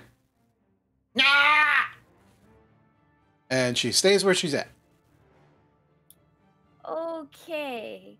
I am going to stay right where I am. That's all I'm gonna do. All right, Sora, you're up next. Okay. Hang on one sec. Oh yeah, totally. I'm going to cast magic missile at the troll that is, or the creature that is still close to Rowan. Okay. All right, so you start to pull your book out. Actually, you've had your book out as soon as you started casting spells. And as you go to cast magic missile, you feel this shifting on the actual leather of the cover of your book as you're holding it. Okay. It feels like almost feels like something is moving, and like the leather is now raised. But you don't have time to actually see what this is. You have to get this creature, and you cast magic missile. Go for it. I got a 6. Oh. No. Yeah, Magic missile. yeah. Magic missile is an instant. You do not have to roll to attack. No. It was. Hold on. I misadded the damage. Hold on. Okay. So it is 1, 2, 3. So that's 5. 2 and 2. So that's 9 altogether. From all three missiles. Yeah. Okay. Yeah. So you actually you put your hand on the book, and it's almost and you kind of pull your hand over the page that actually has dispel magic missile on it, and as you do, the letters almost seem to raise off of the page, and as they raise off of the page, they start to glow this gold, this almost bluish gold color, and all of a sudden, as you pull your hand away, it is now these 3 arcane missiles just kind of in orbit around your hand, and then you just push your hand toward the direction of this creature, and these missiles just fly at it, and you watch as all 3 of these missiles just tear through its body, just leaving these 3 massive holes in its back, just exploding outward as it drops to the ground as it's running. And he is dead. Hooray! All right. Do you want to move? You have movement. How much damage was that? It was 9 altogether with for the darts, the missiles.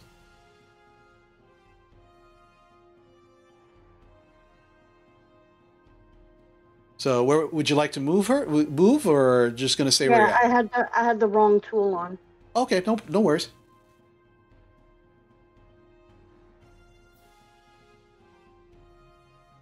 So that's all you're gonna move? That's as far as you're gonna go? Okay. I was just curious. I was like, all right. All right. So you move towards your party. I will say at this point in time, it seems pretty clear to all of you that whatever these creatures were, they were not anticipating everything that just happened, thinking you possibly easy prey, and realizing their mistake a little too late, began to make their way away from the fight. And at this point in time, it doesn't appear that you are in any immediate danger. So we can actually leave battle unless you all decide you want to go after the other creature. I think we should leave them be. Is that the consensus of the party? Or is anyone going to try and go after him? I'm putting my opinion out there. Okay. I agree. Let's keep moving. I'm also a cat. Yeah, so you all hear meow, meow, meow. All right. I would like to loot the bodies. Alrighty. So, Same. Can I cast, can I roll to see if I know what these creatures are? hold on one second. So,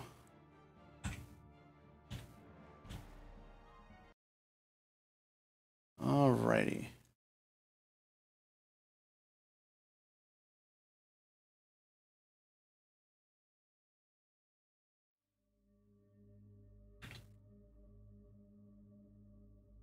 So, all right. So Galen, I need you to roll me an investigation check, please. Sora, I need you to roll me a history check.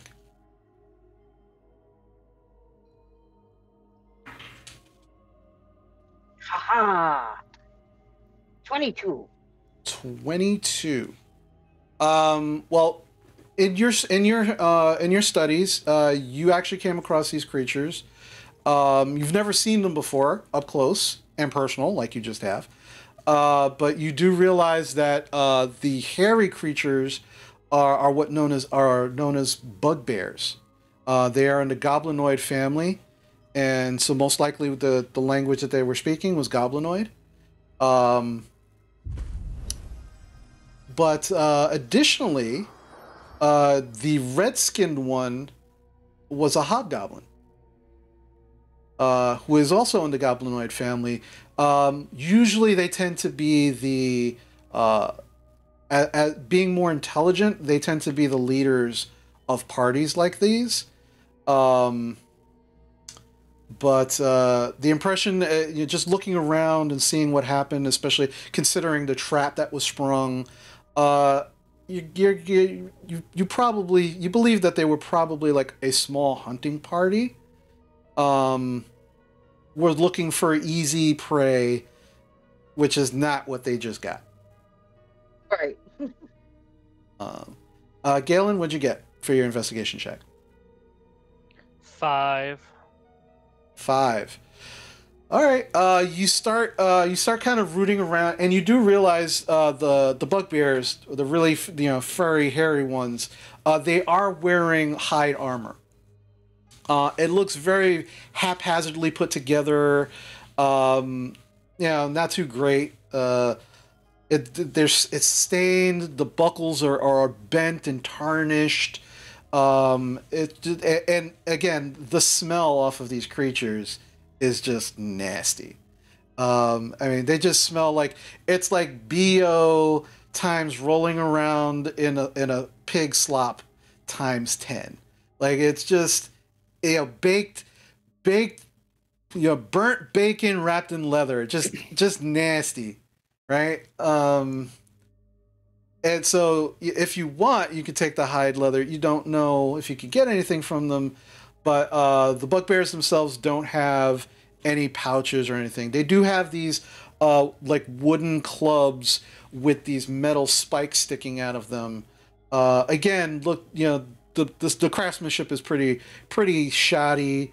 They'll do the job of hurting someone, but they're not what you would call great craftsmanship, or somebody's going to want to use this or buy this. Just quick question with the insight check I made, which isn't very good. Could I tell why I was able to kill that first one so easily? Because I did only 18 damage, but the rest seemed very tough. Tougher. Well, that's the thing. The bugbears themselves seem like very tough, but the armor was hidden under most of their fur.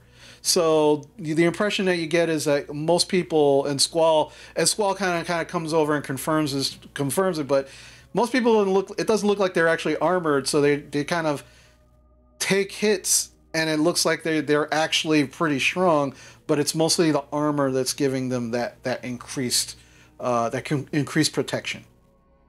That's what you gather.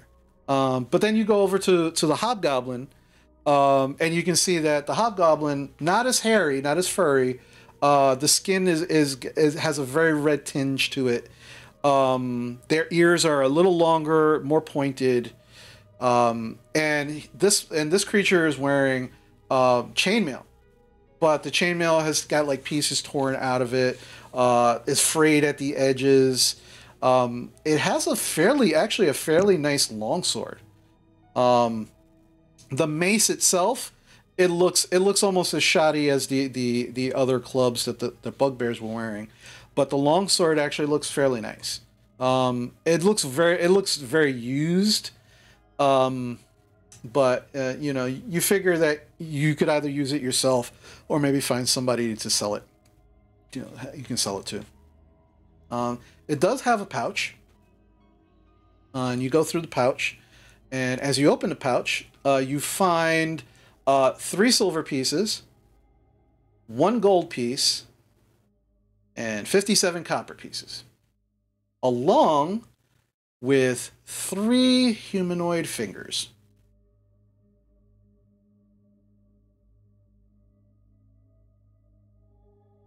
Oh, we lost somebody.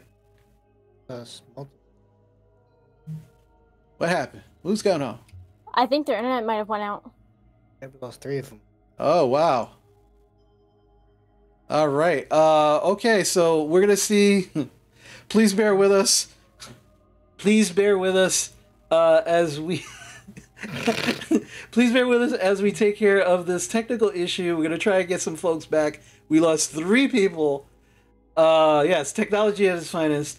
Bear with us. We'll be right back as soon as we can.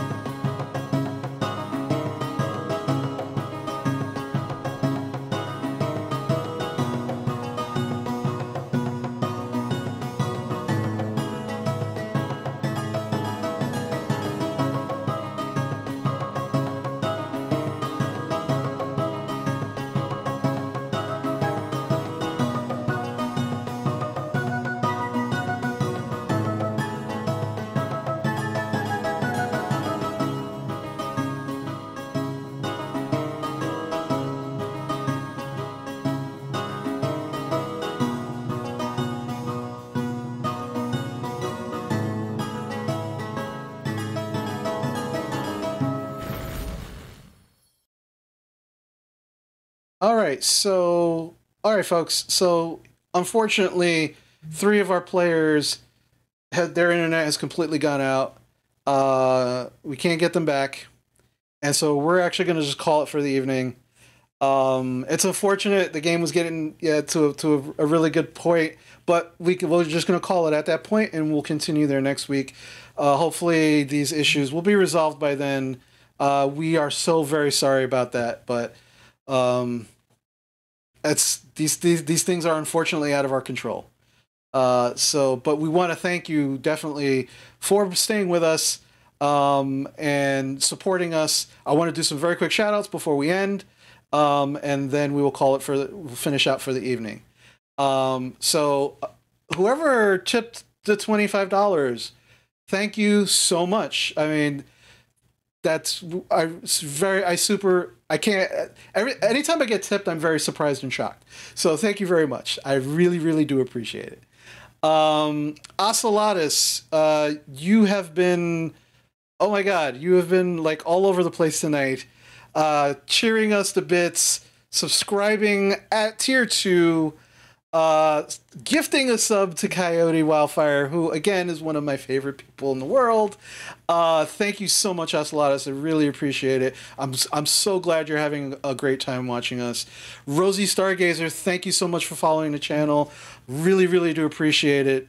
All right, Jahira Katalakis, I hope I'm saying that right. Thank you for the follow. If I am butchering that, I am so sorry. Thank you so much for following and supporting us. Gorilla Exhibit, thank you so much for the follow. Zero came in initially with a huge host of viewers. Thank you, and a raid. Thank you so much for that, Zero. It's a little masturbatory, but I do absolutely do appreciate it. Just kind of bringing it home. But it's all good. It's all love. I understand. It's no problem. But thank you for that. I do appreciate that. And thank you for everyone else who is watching and following us and supporting us in all the different ways that you can. It really does mean the world to us. We really do appreciate it. Again, we're so sorry that we have to call it early, but you know, it is the way of technology, Murphy's Law and all that. So, but we're going to close out for the evening. As we close out, we are going to raid a friend of and supporter of the show. We are going to raid Ion Nuke. So please show some love to Ion Nuke. Show them that players and creators love. Show them that Shiv Nation love. All the love that you can show them. Follow them. Give them support, please, because that's how we help each other in these trying times, is lifting each other up and supporting each other. So please be good to yourself. Be good to others. Take care of others. And don't forget to take care of yourself. Until next time, next week, we will see you then. If you want to see me get my ass beat in Friday Night Magic, see me tomorrow at 8 p.m. Eastern here. We can have some fun then, too. I love playing with my friends, but I also play with viewers. So it should be fun. All right, so until then, until we see you next time, take care.